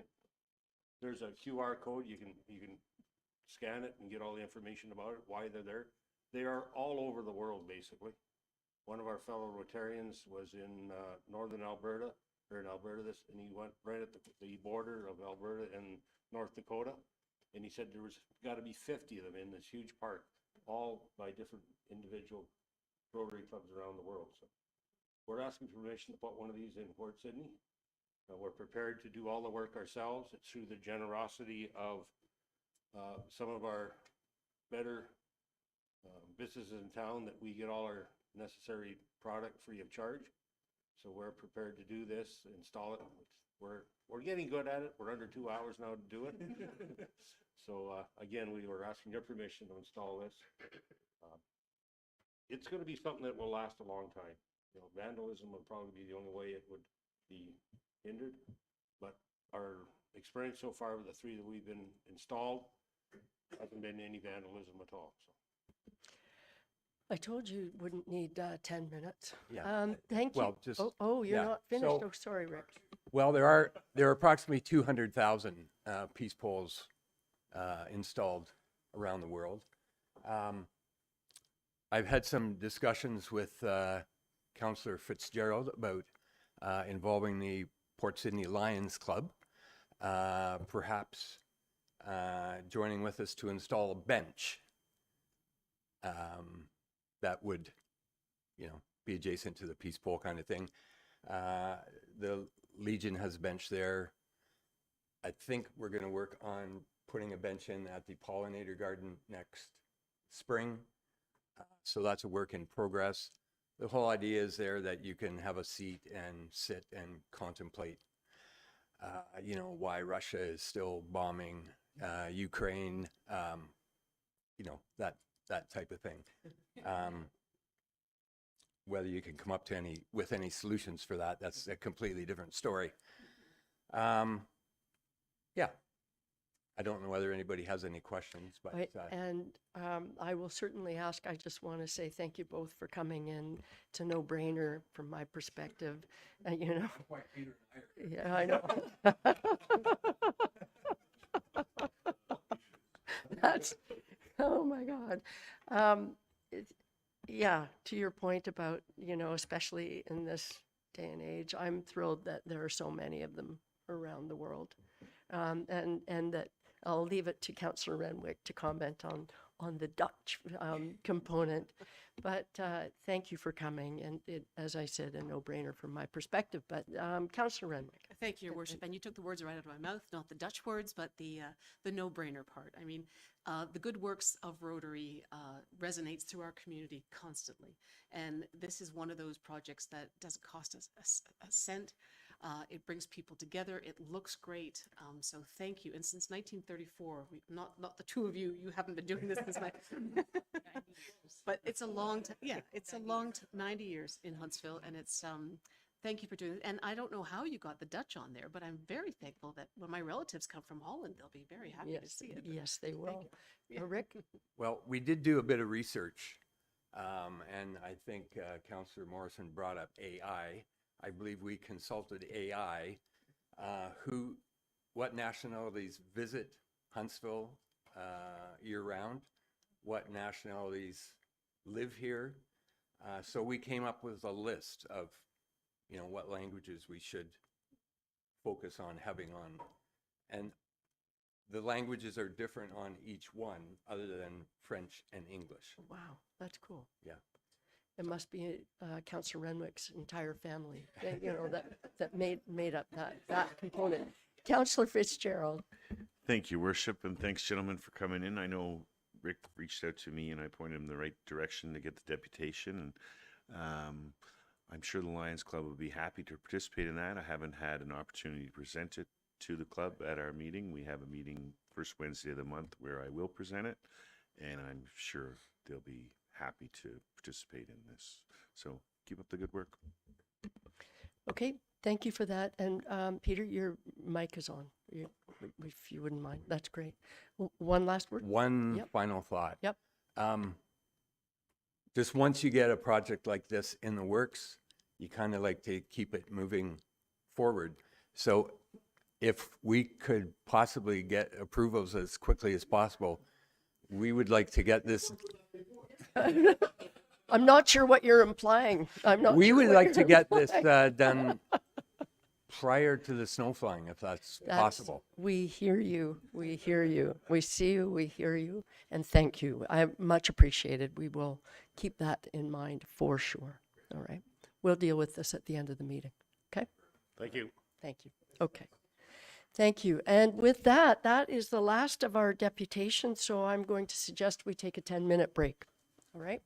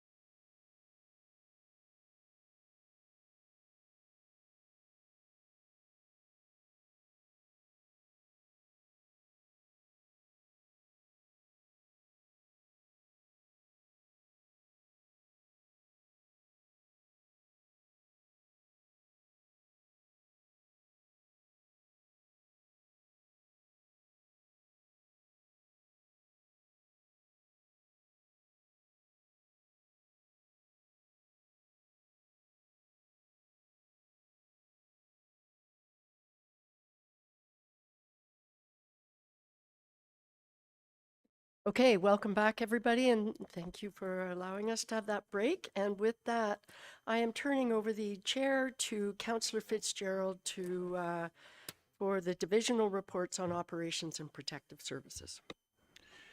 Thank you, Your Worship. And I would like to invite Brandon Hall down to present Ops 2025-14 to us. And it is about the South Wasiosa Lake Road traffic counts, and this report is for information only. Brandon, welcome. Thank you, Chair Fitzgerald. Okay, oh, that's mine. Thanks. How'd you get that? You left it in the hot seat. Sorry. I knew I wanted to go back there. Thank you, Chair Fitzgerald. So yeah, last month we were here with a motion on the table to reduce the speed limit on South Wasiosa Lake Road from 60 to 50. Staff were directed to do a bit of a traffic study out there and provide some results. So what you'll see in the report is we had some traffic counts already installed out there from August 27th to September 17th. So we got approximately almost 3.5 weeks of traffic data that was done. The traffic counter was placed between Mineral Springs and Ravenscliff Road. That was previously there once we had finished the construction of the road. Our road needs study that was currently done dictates that that's the location of the highest traffic volume. One thing I want to point out also in that road needs study is it did not dictate that there needed to be a further traffic review for that section or for that road to possibly reduce it. So it said that based on its existing conditions that 60 was appropriate. So if you, in your report, you'll see that the traffic counters dictate incoming and outgoing traffic. So over the 3 weeks, there was there was a total vehicle count of 10,748, and the average speed was 63 kilometers. So at the 85th percentile, they were traveling around 71 kilometers. Outgoing, there was almost approximately the same, 10,866. The average speed was only 63, and the 85th percentile speed was 72 kilometers. The rest is in the report. We look at, again, as I mentioned last month, the road was reconstructed, sight lines improved. The road is built in accordance that you could drive 60 safely. And again, it still stands as our recommendation to maintain the existing speed limit. Thank you, Brandon. I'll ask if there are any questions. Councillor Clark. Thanks, Chair Fitzgerald. Thanks, Brandon, for your work on the report. I understand that we've agreed to install the flashing light sign at a point on that road, so that's good. I'm just wondering if can we commit to adding some extra signage on the road at spots that you would deem appropriate, whether that be, I don't know, kids at play signs or slow down signage, whatever you might feel is appropriate. Brandon? Through you, Chair Fitzgerald. Between Director Bissonnette and myself, we can look at some additional signage.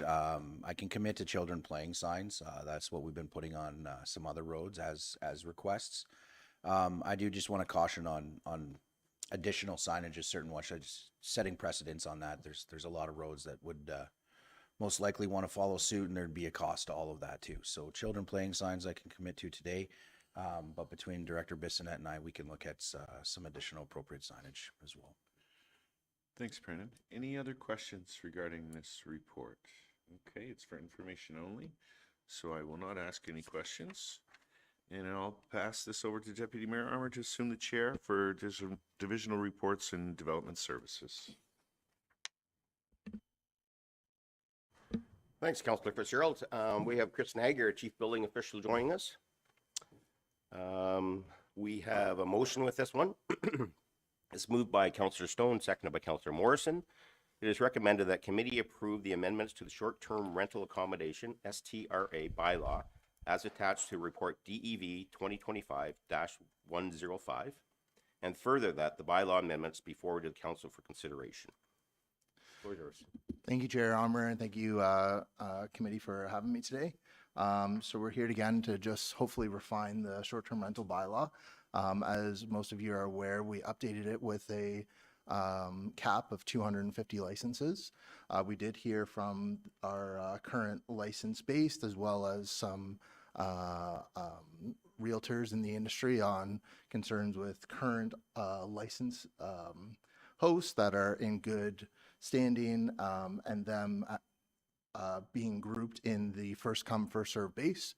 So the bylaw amendment speaks loudly to that in reference to renewals being looked at between November 1st, or any renewal that is complete and received between November 1st to December 31st would have an as of right status. Any applications received after that date, whether it's a renewal or a new application, would be on a first come, first served basis.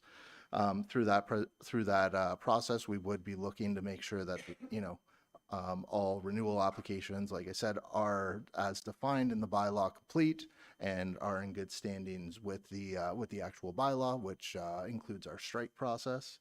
And then in addition, we've also changed some definitions within the bylaw that include looking at multi-residential within the confines of tourist commercial allowances. So these would be similar to Grandview and Treetops and anything on Turner Lane that currently are in multi-res buildings but have direct exit out of the building, so could be looked at as single-family dwelling. So just to kind of redefine that. So with that, happy to answer any questions on that.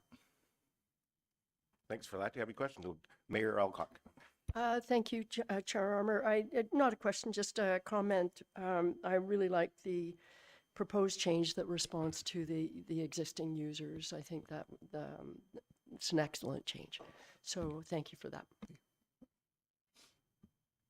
Councillor Morrison? Just a comment as well, that change came from Mr. Nagy being proactive and going out into the community, speaking with realtors, and it came from discussions. So I commend Mr. Nagy for not just creating bylaws, but actually going out to the public and getting best practices. Well done. I read the motion. All those in favor? Opposed? And that carries. Thanks very much. And I'm going to turn the chair over to Divisional Reports, Corporate Services, and Councillor Morrison is going to assume the chair. Thank you very much, Deputy Mayor Armour. We are going to have a report that is for information only from Suzanne Diller coming down. It is Report Corp 2025-69, the capital project update for 2025 and to 2027. I'll pass it over.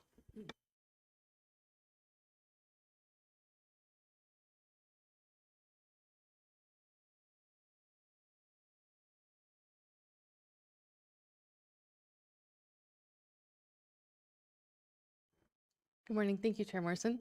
I'm here this morning with our October update for our capital projects.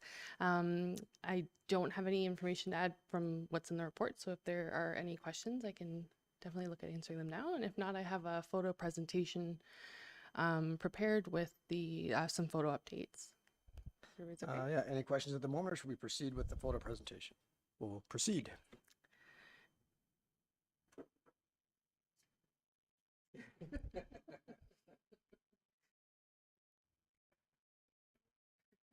So the first one we have here is our Wasiosa Lake water access. So this is the before photo we included, I believe it was in the budget presentation when the project was added.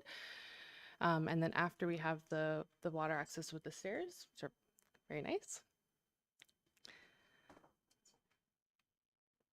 The next is a emergency response vehicle that we have received, and it's now in service for the fire department. We've received 2 of our plow sander dump vehicles ready for winter. Sure. Quick question. We've received 2. When are we getting our other 2? Are we going to have them before the start of winter? Okay, thank you. Yeah, so the fall colors. So we've had some renovations completed by our facilities team at the Civic Center. So this is the second floor washroom. So there's been some accessibility features added for access. And it shows the corridor hallway and the washroom. So they'll have the access buttons on the inside as well. This is the third floor washroom. So this is just outside the council chambers here. So they've had some upgrades as well, or sorry, I shouldn't say upgrades, some replacements. So this is the Canada Summit Center, the accessibility change room before. So the outdoor access and then inside of the change room. And then after, so this photo shows the accessibility features added to the doors. And then inside, the completed renovation. Again, so another photo, so the access point, and then also the shower area. So this is inside the women's change room. So this is before. And then we have after. So there's been some flooring replacements done, and then also the stalls as well. The men's change room before. And the men's change room afterwards. Where are the benches? Are we putting the benches back in? Director Babineau says the benches are there, so that's good. So this is the family change room before. And then after. Then just another couple images. And then this is the pool showers before. And then after, there was some ceiling and flooring replacements done in this area as well. And then the Port Sydney kitchen door roof addition was complete. So that's the end of the photos that I've included, that we gathered. And there should be one more update next council meeting in November, which should have the last update for the year. These updates are amazing. I actually feel like I should have waited to have kids because the bathrooms I was using in the Summit Center pool, they're much nicer now, and well done by the team that pushed that through. Any questions or comments on the over to Mayor Alcock, please. Thank you for that presentation. I always enjoy that. Just a quick one, and you made reference to it, but the capital project line item being approximately 2.3 million higher than anticipated, and it's primarily all due to the being carried forward from 2024, right? There is a number of projects that were carried forward from 2024, and I've tried to go in and highlight them because I was not able to put a little flag, unfortunately, but I've tried to put that in the column beside the project. So, Councillor Renwick? Thank you, Chair Morrison, and through you, thank you, Suzanne, for the updates. And like Councillor Clucci said, I do like photographs to see what's going on. I'm just going to bring up one comment that has come through, and I've already been in discussion with the CAO about this. But the washrooms on the second floor, the washrooms are no longer available to the theater goers. And I think there's a discussion that we're having that perhaps there's something we can do so when the patrons are in the theater in the evenings, that we can still use those washrooms, because right now there's no washrooms on the second level when there is a show going on. So it came to our attention after we had done it, but I think there's some discussion about looking into that, and maybe we can change it so that we can use them in the evenings. But the washrooms and the hallway, they look amazing, but we just want to support our theater goers as well. So thank you for that. That certainly makes sense. Any other questions or comments? All right, that was for information only, so you're off the hook and completed. Now we have Director Clay is going to be doing a report for information only as well, and it is Corp 2025-70-2026 budget process, strong mayor powers. And Director McKenzie. Thank you, Chair Morrison. I don't have anything more to add to this report unless there are any questions, but I did bring Director McKenzie here in case you had questions specifically for her. Okay, any questions about this report and how it pertains to the budget that is being presented? It's all there. I'm sure you had fun reading it while watching the Jays, trying to get it done. Well, if that's the case, I will let you guys leave. You're done. Not both of you. Thank you, Director McKenzie, for joining us. Okay, and just give me a second here. Okay, so we have a motion for this one, and it is report number Corp 2025-71, dissolving of Huntsville Lake of Bays Fire Governance Committee. And I have a motion moved by Mayor Alcock, seconded by Councillor Fitzgerald. Whereas in September 2025, the Township of Lake of Bays resigned their role within the Huntsville Lake of Bays Fire Services Governance Committee, and whereas the committee was established to oversee the delivery of fire services for both the town of Huntsville and the Township of Lake of Bays, now therefore it is recommended that Huntsville Council dissolves the Huntsville Lake of Bays Fire Services Governance Committee and directs staff to prepare an amendment to the town's appointing bylaw reflecting this direction. Thank you, Chair Morrison. So of course, as we are all aware, the Township of Lake of Bays has dissolved their members and their committee. So without that, we no longer need this committee, and it will just be council themselves who will be dealing with fire matters for Huntsville. Okay. Councillor Redmick. Thank you, Chair Morrison, and then through you to Tanya. Tanya, I noticed that there was a call out for volunteers for the fire department for both Huntsville and Lake of Bays. Is that that just went out recently? So, what is the date of the actual dissolution of the fire department in Lake of Bays? Looks like CEO Corey might want to jump on this one. Thank you very much, Chair Morrison. So we still currently are in an agreement with the Lake of Bays Fire Department, and we anticipate it was an 18-month minimum notification. So the earliest that we will actually separate the departments is January 1st of 27. We did have the discussion internally about advertising for the position, and it was discussed with the fire chief that we would make sure as new candidates come on to apply for those positions that they're well aware of the transition that's coming forward. But we are and will continue to be the Huntsville Lake of Bays Fire Department until we're not. Yeah. Okay, good question. Deputy Mayor Armour. Thanks very much, Chair Morrison. Just a very quick one. So something should happen in the next, before 27, that needs to have a meeting, a joint meeting with Lake of Bays and Huntsville. Would you just call a committee together for that? Through you, Chair Morrison. So councils themselves can have a joint meeting if they choose. We will have no more committee, but if the CAOs believe that there should be a meeting, we would just have a joint council meeting together. That makes sense. Any other questions on this? Doesn't appear to be, so I'll call the question. All those in favor?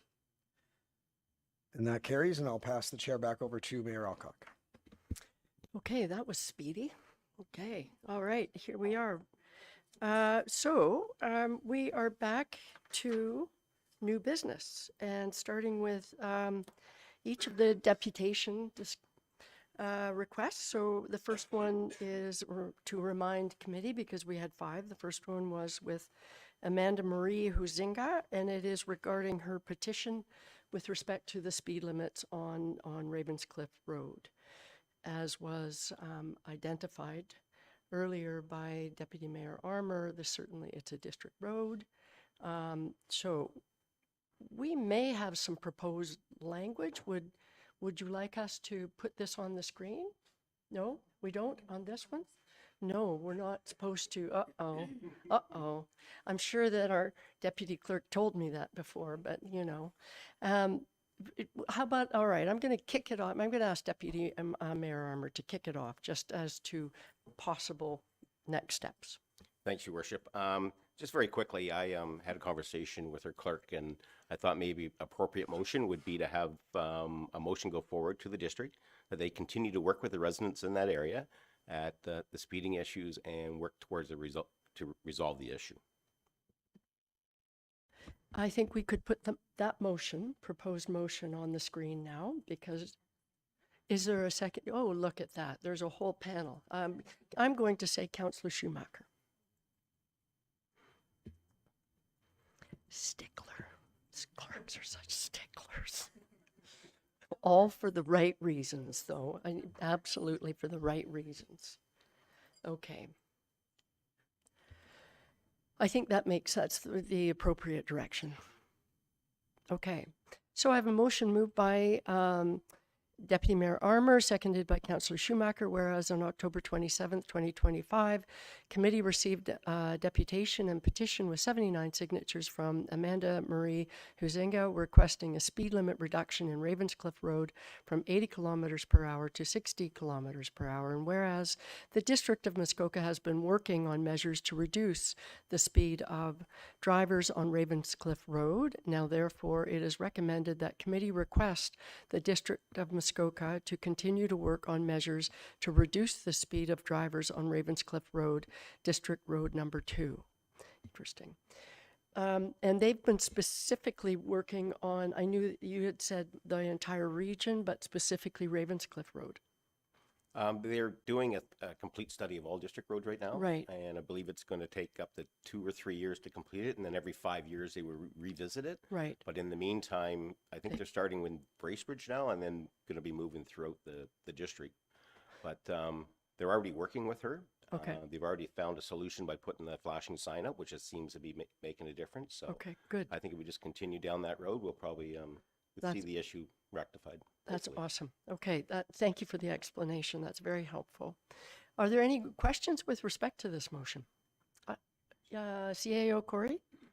Thank you, Chair Alcock. So typically I wouldn't jump in here, but I just want to make clear that the motion that was put up is actually suggesting that a potential speed limit reduction. So I just want to make sure that that committee is that is what you would like them to do, because that's how the motion is proposed. It is proposed in this direction. It actually says committee Yes, requests the District of Muskoka it does. complete an analysis and consideration of a potential speed limit reduction. So the motion would be perceived that this committee is wanting to see potentially a speed reduction. So I just want to make sure that everybody's clear with that. It's Deputy Mayor Armour. Thanks very much. I don't think the intent is to reduce the speed limit, but just to continue working with the residents and possibly reduce it if they find through their study, their speed study, that it should be reduced. So And the that's word, what I'm trying to and the achieve. word is that it is consider, right? Consider it, or I need to look at it again. Yeah, that would be great. So it has been working on measures to reduce the speed of drivers. So we're working on measures to reduce the speed of drivers. So that's the first reference. And then we're to continue to work on measures to reduce the speed of drivers. So that's not asking them to reduce the speed limit. It's reducing the speed of drivers. I'm comfortable with that. But Councillor Stone, and sorry, Councillor Clark, you were before, but that's okay. So it says that the district is working to reduce the speed, and I don't know if that's the case. They are studying. It's saying reduce the speed of drivers. We're not actually asking them to reduce the speed limit. Oh, that's confusing. And maybe that's what the CAO was saying.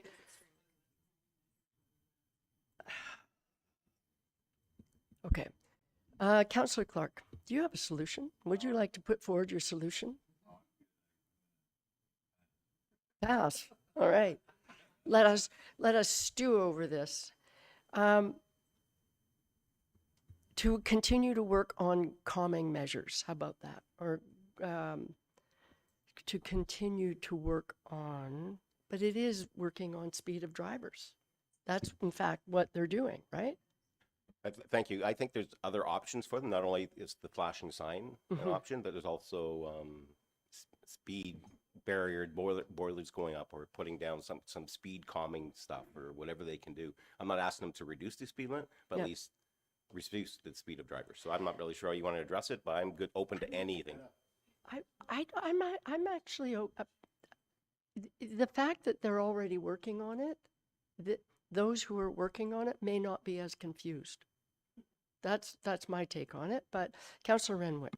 Thank you, Your Worship. And I would agree that the language says about the speed of the drivers, not the actual speed. So I think it's very clear that those measures that we're talking about, calming and everything, are within those words. So I'm okay with that. But I'm glad you brought it up, CAO Corey. But I think those words are very clear, saying it's the speed of drivers, not this. Yeah. Thank you for that. I'd love to know what AI thinks. just curious, Councillor Morrison. But Councillor Schumacher. Yes, as the seconder, I am totally in favor of this, and it's Deputy Mayor Armour who's going to the district, and he knows what we want, so I'm gonna, yeah. And do appreciate the comment, and, you know, but any other comments with respect to this? I don't see any, so I will call the question. All those in favor? And that carries. All right. Thank you for the suggested wording on that. Very helpful. The second item is the request for support and partnership from the Table Soup Kitchen Foundation. Yes, Councillor Fitzgerald, would you like to start this? Thank you, Your Worship. And I guess in principle, everyone around the table, I think, is very supportive. I like the question during their presentation about financials and breakdown of costs and that kind of thing. So I think it would be best for us to come up with staff to gather more information and come back with something later, because there's no figure asked for. Like I said, moving forward, I'm happy to support it, but I think we needed some more information and maybe a definite ask in what the support is required. Okay, appreciate that. Councillor Renwick? Thank you, Your Worship, and through you, the only thing I'm worried about is if we ask staff to review the financial part of it, which I think is an important part, I think it opens the door to other charities coming and asking for funding as well.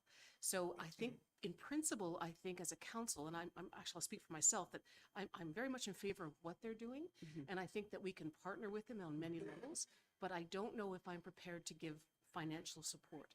So even though we could have the numbers, we can look at that, I'm not prepared to give financial donations at this time.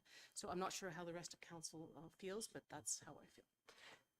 Thank you for that. I have a comment on that, but Councillor Fitzgerald, you'd like to respond? Yeah, I guess thanks for the comments, Councillor Renwick. I feel that we have a lot of community groups that come in and we do support them. So I don't think it's fair for us to decide that we're not going to, at this point, early in the game. We do offer a lot of financial support for our community groups. So, and I think they should be welcome to come and ask moving forward. Okay, thank you for that. I guess before Councillor Morrison. Yeah, I agree with both comments. We would never exclude them from potential support financially, but I think the difference with this one is everything they are doing lives in the district mandate. The district is housing homelessness and food insecurity and all of these things. And I do know that they're engaging the district. I think the best thing we can do is to help guide them through that process, because and I think the ask will be significant to the point where we really don't have a budget for that here at this table.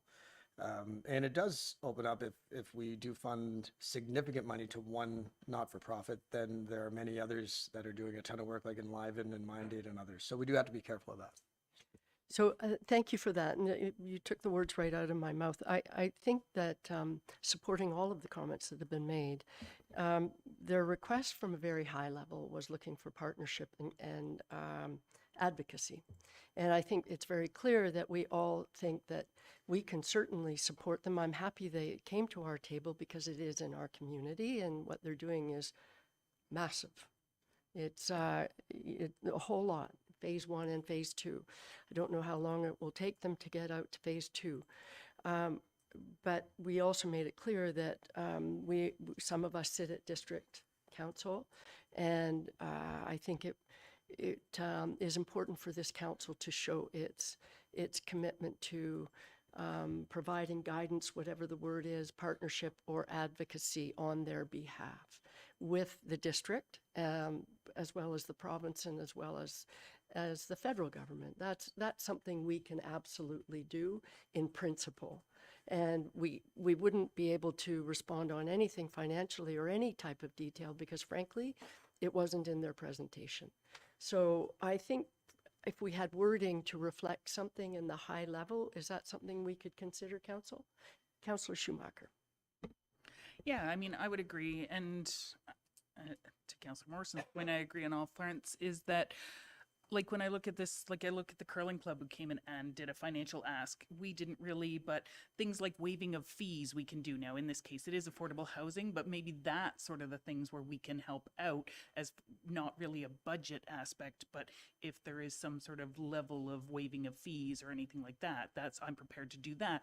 But I'm looking, that's probably going to be 2027 at this point. But yeah, I'm in support of that. I'm not, I'm with Councillor Renwick on, we already have our 2026 budget, so this is probably going to go beyond that at this point anyway. I'm not prepared for a financial ask, but how we can support them to go to district, how we can, if there's grants available, that we can point them in the right direction like we did with the curling club. If there's, sort of those things that our economic developer can help, navigate the system, I'm prepared to have that, but I don't think we need a staff report on that. It's just sort of something in the background, knowing we have this community project that wants to get done, keep it in the back of our minds when things come up that could be an option. Thank you, and I appreciate that. And I think the importance of passing this higher level motion is that it gives them the confidence that we're behind them. And so that at a later stage, if there is a point where they want to ask us to waive fees or something, they know that they've been here, we know what it's about, and we can consider those requests as they come. Right. Councillor Stone. Thank you. So if we are putting a motion together with wording, perhaps it would be something like we support their project in principle and will advocate on their behalf with the district. Yep. And absolutely. Yep. Thank you. So you were helping Jessica, our deputy clerk. Thank you for that, Chair Stone. Yep. Thank you. Councillor Fitzgerald. Thank you, Your Worship, and I like the conversation regarding this. I don't think I ever thought that we would offer them cold hard cash.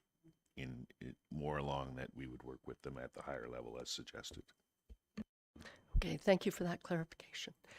All right, how are you doing, Deputy? You want to just post whatever you have and we can... You want me to...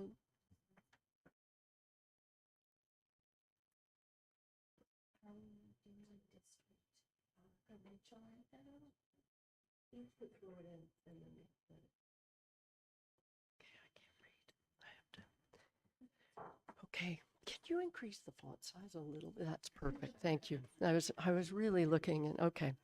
So I have a motion moved by Councillor Stone, seconded by Councillor Fitzgerald, whereas on October 27th, 2025, committee received a deputation from Heather Cassie, Brian Rasmussen, requesting support and partnership for the new multipurpose community hub. Maybe we should call it what they are calling it, which is the Table Plaza. Yeah. Table Plaza at 12 Can Street and the existing men's hostel on 9, 11, and 13 Haines Street. Now, therefore, it is recommended that committee support the Table Soup Kitchen in principle and will advocate on their behalf at the district, provincial, and federal levels. I think we already support the Table Soup Kitchen. They've been around for a while, so we support the Table Plaza in principle. And will advocate on their behalf at the district, provincial, and federal levels. All right, comments. Councillor Schumacher.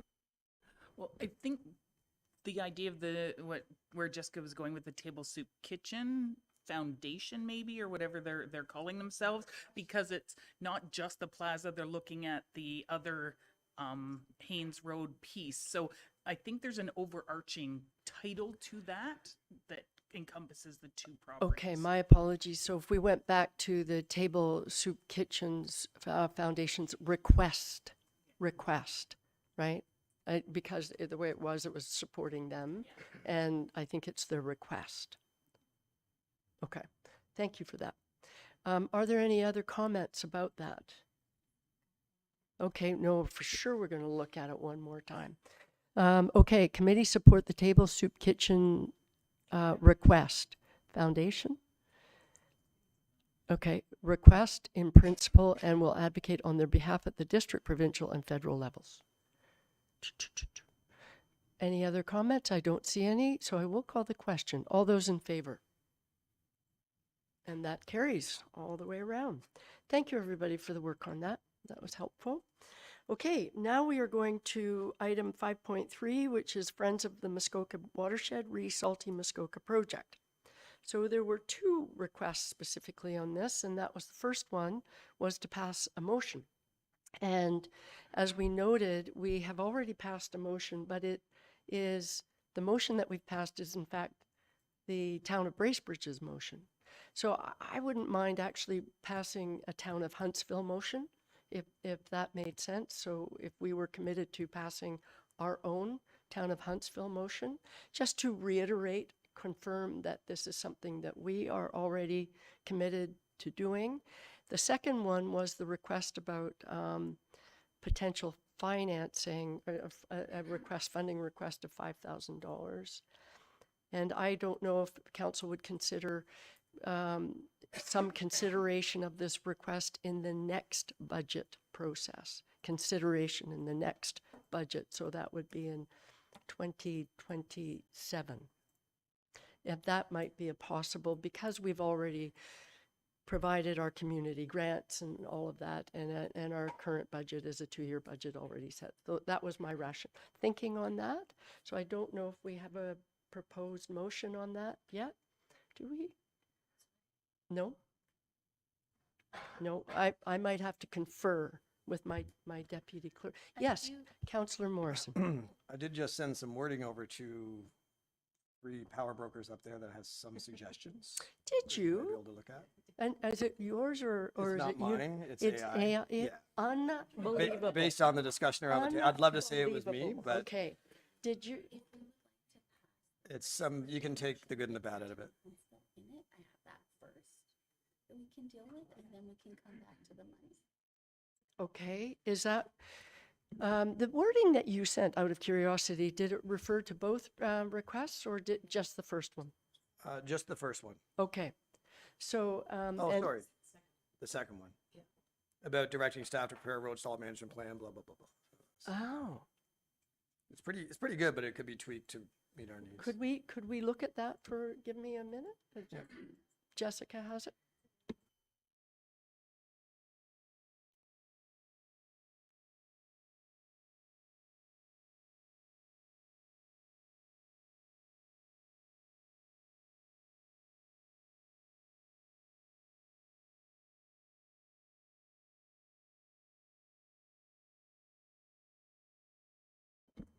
Thank you for the suggestion. Is this a little bit different? The wording that you are suggesting, Councillor Morrison, is it a bit more detailed than the Bracebridge?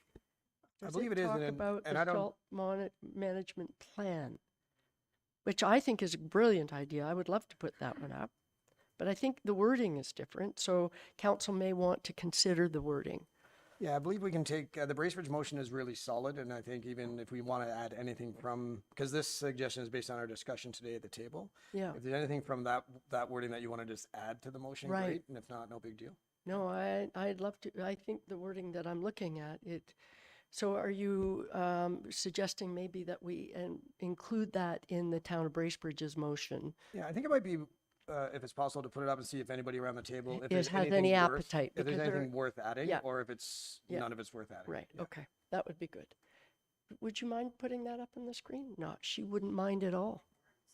Putting up the wording he provided or the Bracebridge. Is it possible to put up the wording that he provided and then we'll put up, it would actually need to be in addition to the existing Town of Bracebridge, that because it's not currently in the Town of Bracebridge. Yeah, if we motion. want, I mean, we could Yeah. just go with the Town of Bracebridge motion, in my opinion, because it is really good. It's good, If we want but to make it this is just- actually more detailed. Yeah. So we could throw it up on the screen, see if there's appetite. Yeah, let's take a And look. then we'll revert back to the Town of Bracebridge. Okay.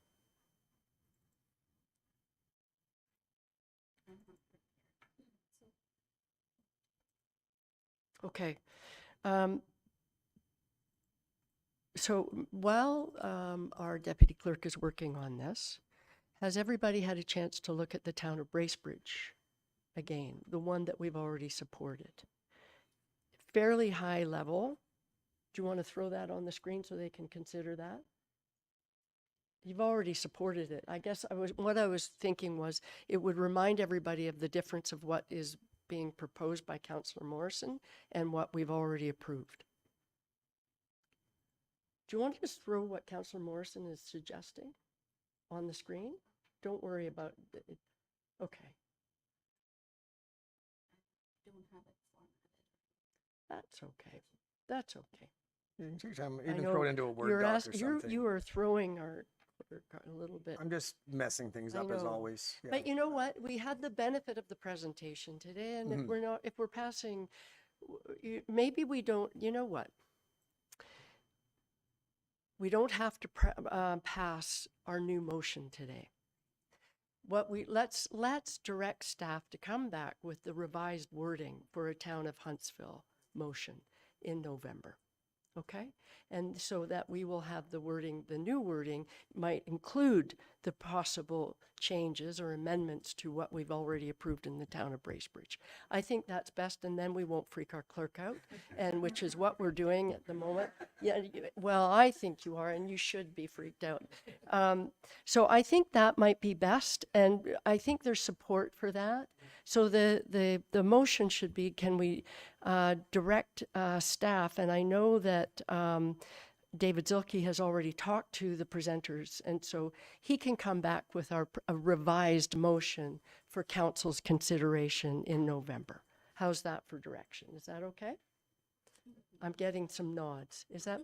Yeah, yeah, okay. Through you, Your Worship, just to clarify then, we have two motions. The first one would be just to take have our own motion regarding salt usage in Huntsville. Yes. As opposed to the one we. And carried from and Bracebridge. that one, we might augment the wording that we've already approved because we had a healthy discussion. We support the town of Bracebridge one, which satisfied their interest, but we actually might add another line or two that is very specific to Huntsville, right?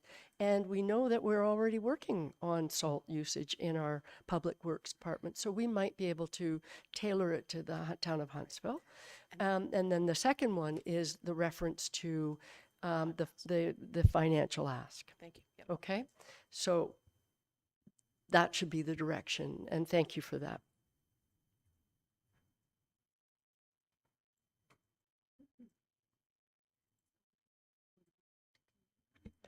On a revised Town of Huntsville motion regarding Salty, in response to the presentation from Salty Muskoka.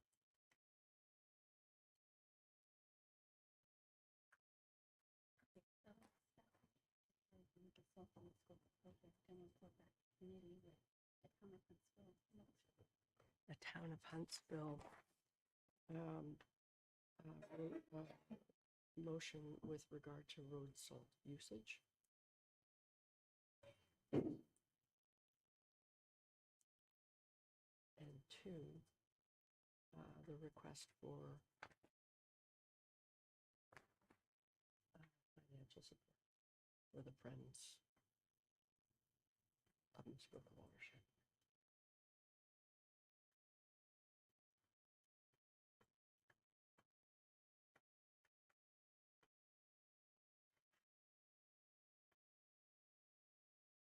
Okay, you want to break it out into two things or just want that?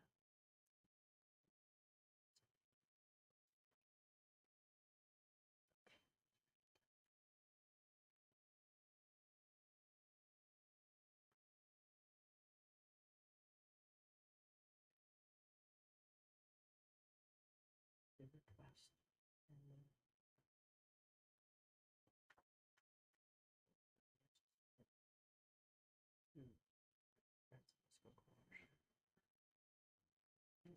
okay, sure, that's a draft.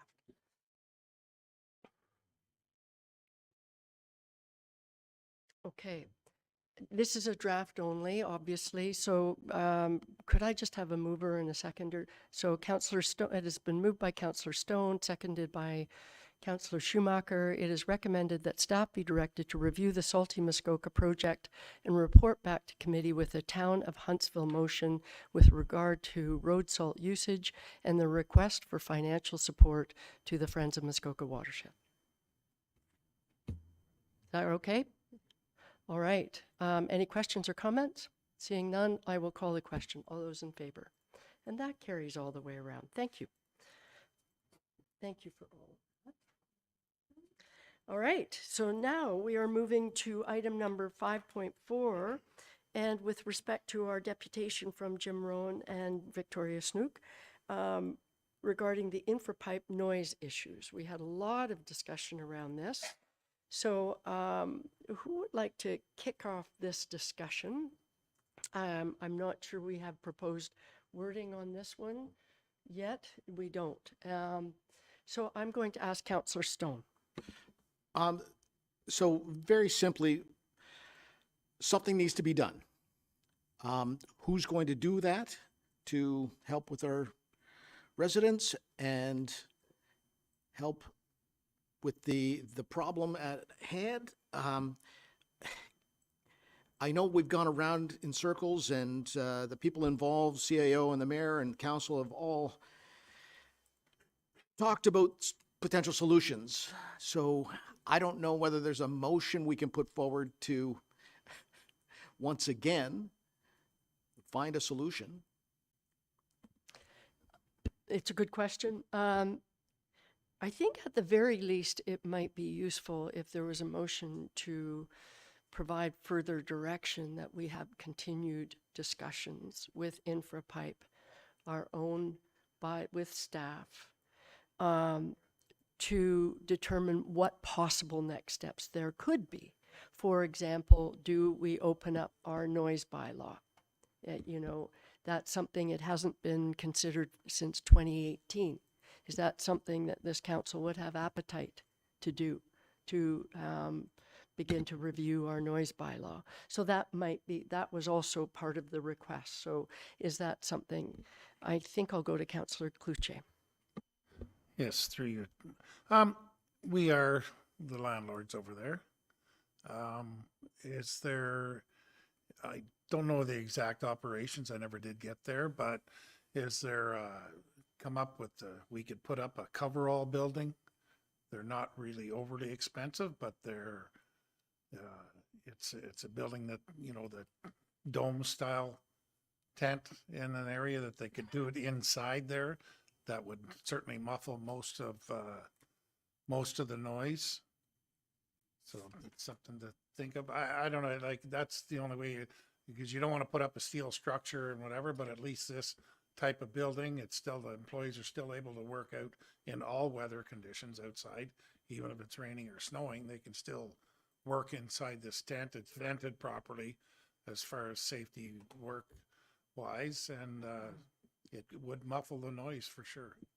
So I appreciate that comment. And again, if I go back to what this resolution could say, because the discussion around a building or even a dome style building has been raised, but what would be different from this is direction from council to raise it again, or as part of different solutions, possible solutions.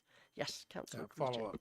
The thing is, I think that we got to move on this sooner than later, and we put this off for another month, and then it's another month, and then it's another month. So I think maybe if something could be done sooner than later to solve this, get rid of the problem now. Agreed. So I think you're confirming the fact that council actually does want to pass a resolution that includes some next steps. That's what I'm hearing from you. And I think I think that there is some appetite for that, right? Okay. And if I'm putting words in your mouth, tell me. Okay. Councillor Morrison. Thank you, Mayor Alcock. I think we're probably all on the same page on this, but it's pretty easy to not address issues when it's just coming from a neighbor, but I think it has to come directly from us. I think there are a lot of solutions here that aren't being considered, and I don't want to hear the words cost prohibitive or not feasible. You know, it has to be, if you're going to be in our downtown core operating a business, you have to want to be a good community partner. And I think there has to be ways that aren't cost prohibitive. And so I think if the motion can have some kind of wording with a timeline and really strict wording of engagement, that they will be expected to engage us on solutions to address the issues. I asked a question earlier and I found out during the break of what's changed. And now I've discovered that the change is that in 2020, like during COVID, they were having trouble getting staff. And because of the backlog in staff, because when I worked there wasn't a backlog in pipe. And there is now, and that's the problem. The problem is the backlog. So we have to find a solution, you know, and I think there are some ideas, and I know Deputy Mayor Armour has some ideas. We all have some ideas on this. So I think being firm and expedient would be ideal. So thank you for that. And I think what I'm hearing you're saying is it actually could be fairly simple. It's, as I quickly wrote down, direct engagement on solutions to address the issues. So it's a directive from council to say, and you're directing staff and or the mayor, or I don't know how high level, but it's a clear direction. We think there are solutions and we've got to find them so that this is resolved. And I think it's that clear, right? Councillor Clark. Yeah, thanks, Mayor Alcock. And I would also, I would support looking at a simple motion to move it forward. I think that's the right direction. As far as the noise bylaws, I mean, I think it's something we could look at as well. But the problem with the noise bylaws, that's going to take time. Nothing's going to happen there too fast. It's going to be, you know, a report have to be done and then back. It might go here 2 or 3 times before there's any solutions there. So I think that might be an option, but a simple solution is to support this motion. Totally agree. And the simple motion, as we're referring to it, doesn't negate looking at the noise bylaw. We're just saying that there are a lot of different things that we need to look at. We just need to begin and do that, right? And okay, Councillor Stowe. So I would just like to make sure the wording is strong enough. Perhaps something like council is determined to find a solution to this ongoing problem. I think that's a good opener, actually. Thank you. You're handy with the words today. Determined to find a solution. Now, therefore, right? Now, therefore, blah, blah, the engagement, right? Okay, Deputy Mayor Armour. Oh, sorry, Councillor Rent. Deputy Mayor Armour. Okay. Thanks very much. I think there's a few solutions on the board, but we just need to get them to come on board with us to help find a solution. Because actually we can tell them to do whatever we want, and without a bylaw change, we really can't change much. So anywhere from a Quonset hut to moving the stuff off site again to changing the hours of operation, there are just so many options, and I think they need to start working with us to find a solution so we can all be good neighbors. Okay, that's very helpful. And Councillor Renwick. Thank you, Your Worship. And I think due to the fact that this has taken so long to happen, the fact that this resolution or this motion that we're doing today, I would like to make some kind of recommendation that we don't have to wait until November to ratify this. How can we make this happen quickly as opposed to having to wait until November to ratify? And the clerk, I know, is looking at me like, well. Well, I appreciate that comment. I asked a similar question about another resolution, and apparently we have to wait until ratify it. But unless there's some way to do it, I concur with you. CAO Corey. Thank you, Chair Alcock. So, so that is correct.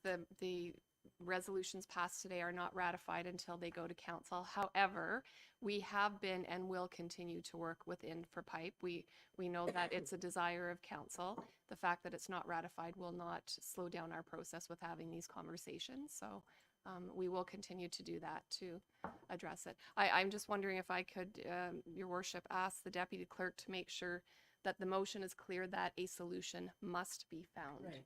And that's what we're So aiming. then when we work with InfraPipe, then we will know it's a council directive and we have to come up with a solution. Right. And I think that is the message that is loud and clear today. That this motion is really important because it's council directive. Deputy Mayor Armour. Thanks, Your Worship. I'm concerned a little bit with solution must be found. I would rather see us work together. Solution sounds very harsh to me, because we need to work with them. You know, our fear is to have head office come down and say, okay, we're going to move this plant someplace else and start working. We don't want that to happen, and we have all these people lose their jobs, but I think we need to work together and come up with a solution. And I think it's feasible. I really do. I totally agree. And I was assuming that the language that was mentioned earlier about working with them, I think that's absolutely critical. No question about it. Councillor Morrison. Yeah, and even if you want to keep the word solution, it could be a mutually agreeable solution added to the words, so it sounds less harsh. A mutually agreed solution, yeah. Okay. And I'd like to, there's a couple of, whoever's going to be dealing with it, there are some ideas to report. I'd like to say these are my ideas, but they're not. But what I'm reading here is like, we have a noise bylaw, but I've been told by a friend of mine here that having a chainsaw specific segment of the noise bylaw would be good, because there's noise and then there's chainsaw noise, right? Another suggestion was acoustic paneling. Another suggestion was making sure that it's never going, every 45 minutes there's a 15-minute break. So I know from working there, 12-hour din of a factory, I would go home and it would take me a day to recover. So being a resident and hearing 12 hours in a row is a lot.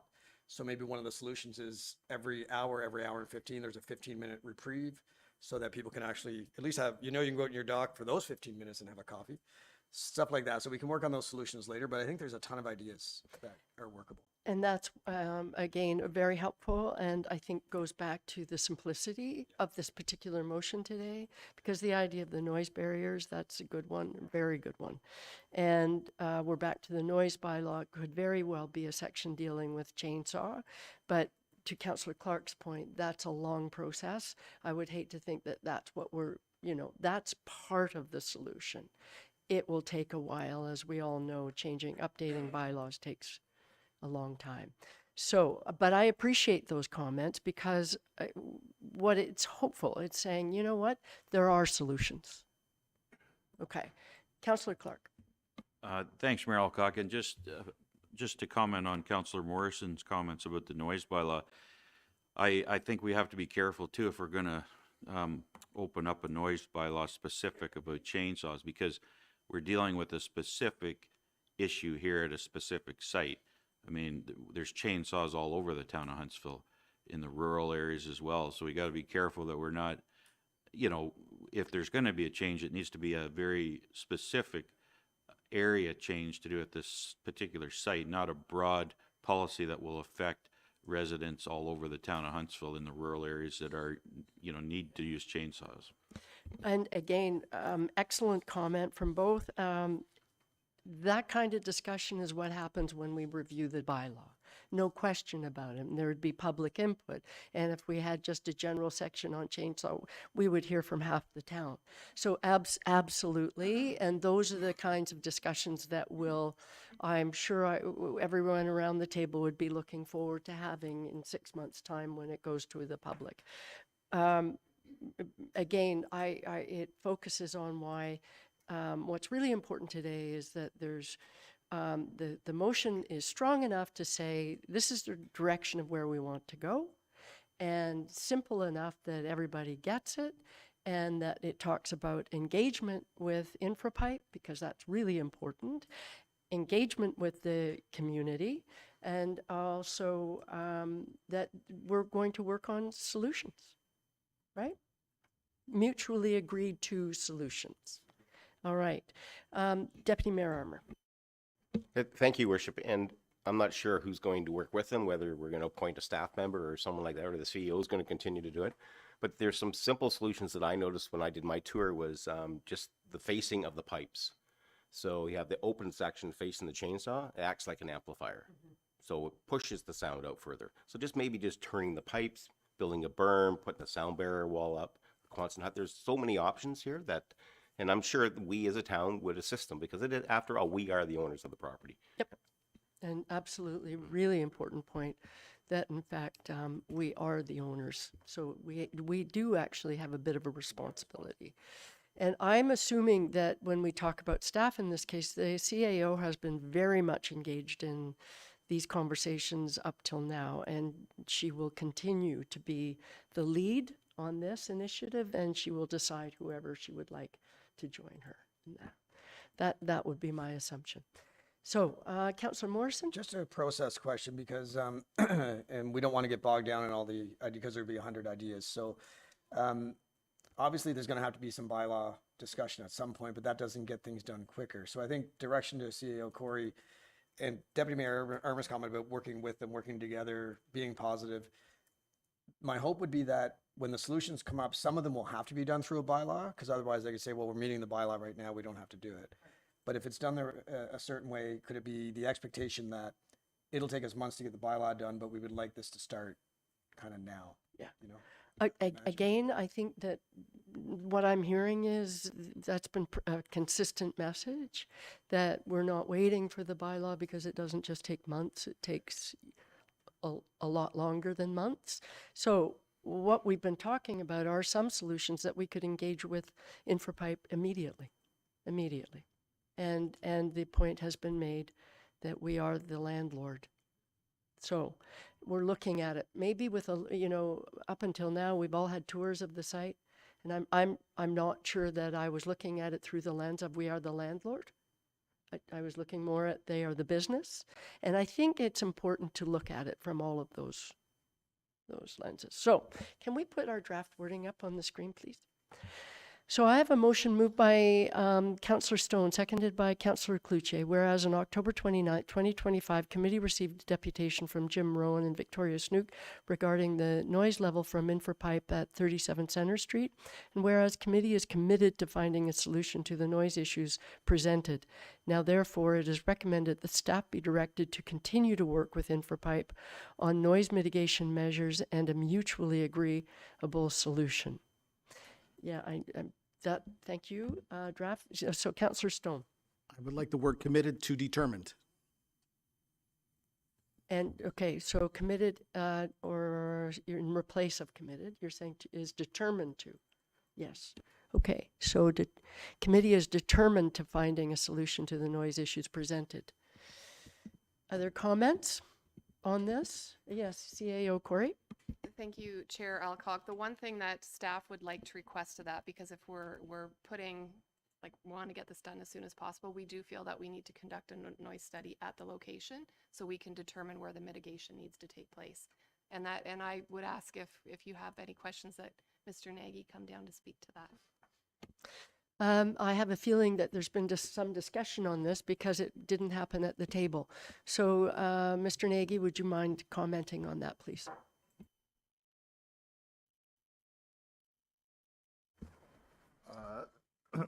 Thank you, Mayor Alcock. So if we're looking at, reduction in noise, obviously we should set a benchmark. So the ideal thing, if we get support of getting a noise study as the owners of the property, and then it's impartial and not putting it on InfraPipe to do it, then we own that information and then we can set a benchmark on that. So that's the thought behind it. I think that makes a lot of sense. So at least you know where we want to get to.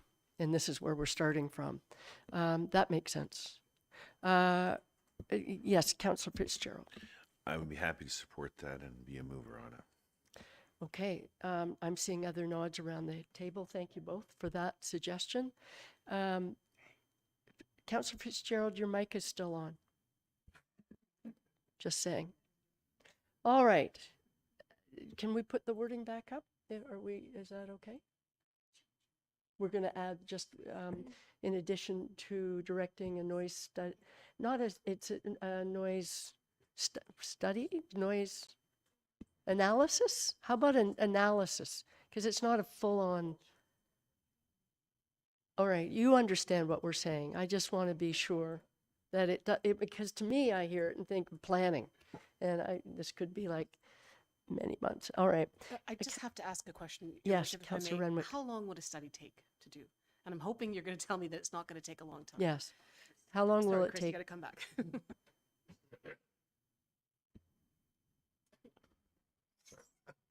Thank you. Sorry. We have requested a study for a different property from from InfraPipe before, and they were able to do it within a week. So Oh, okay. it is a third-party consultant that would be coming in They to can do do that. it It wouldn't be quickly. the staff. So, you know, in light of the CAO's comments of wanting to get this done, staff can start arranging that as soon as possible. You're talking weeks, not months, so that's the point. That's wonderful. Councillor Morrison? I wonder with this study, would it be just a baseline study of noise or acceptable noise, or would they also offer potential solutions to mitigate the noise? Through you, Mayor Alcock, that would be to what is to the discretion of council at this point. However, from a staffing level, it would probably make sense to look at what the actual levels are today, and then get a base mark of that and look at solutions as to what could mitigate that in future, right? So, yeah. And I'd be remiss if I didn't suggest that this will be an added expense that we're all immediately nodding. Okay, all right. All right, so could we thank you for that, Chris. Again, whereas I've read the first whereas, and the second whereas is committee is determined to finding a solution to the noise issues presented. Now, therefore, it is recommended staff be directed to continue to work with InfraPipe on noise mitigation measures and a mutually agreeable solution, and further that staff be directed to engage a consultant to complete a noise study. Okay? Any questions or comments about that? Okay, it seems fairly straightforward. I will call the question. All those in favor? And that carries unanimously. Thank you all for a great discussion. Thank you again for coming in today. Yeah. Okay.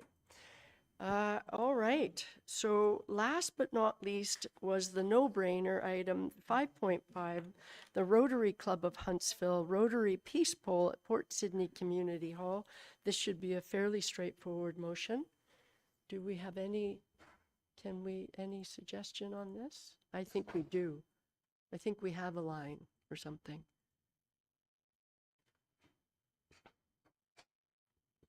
Okay, I have a motion moved by Councillor Morrison, seconded by Councillor Renwick, whereas on October 9th, 2025, the Rotary Club of Huntsville requested approval to install and maintain a peace pole outside of Port Sydney Hall, which will be at no cost to the town, and therefore it is recommended that committee approve the installation of the peace pole outside of the Port Sydney Hall to be funded and maintained by the Rotary Club of Huntsville, and further that staff be directed to include the approved project to the Rotary Club of Huntsville Park Service Agreement, and further that the Director of Operations be authorized to sign the amended Park Service Agreement. Questions or comments? Seeing none, all those in favor? And that carries unanimously.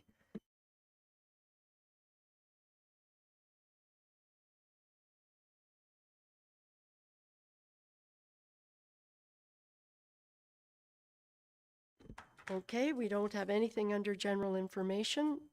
We don't have a closed session report, so therefore no business arising, and I can therefore go to our last motion. It has been moved by Councillor Schumacher, seconded by Councillor Clark. It is recommended that we do now adjourn at 12 p.m. exactly.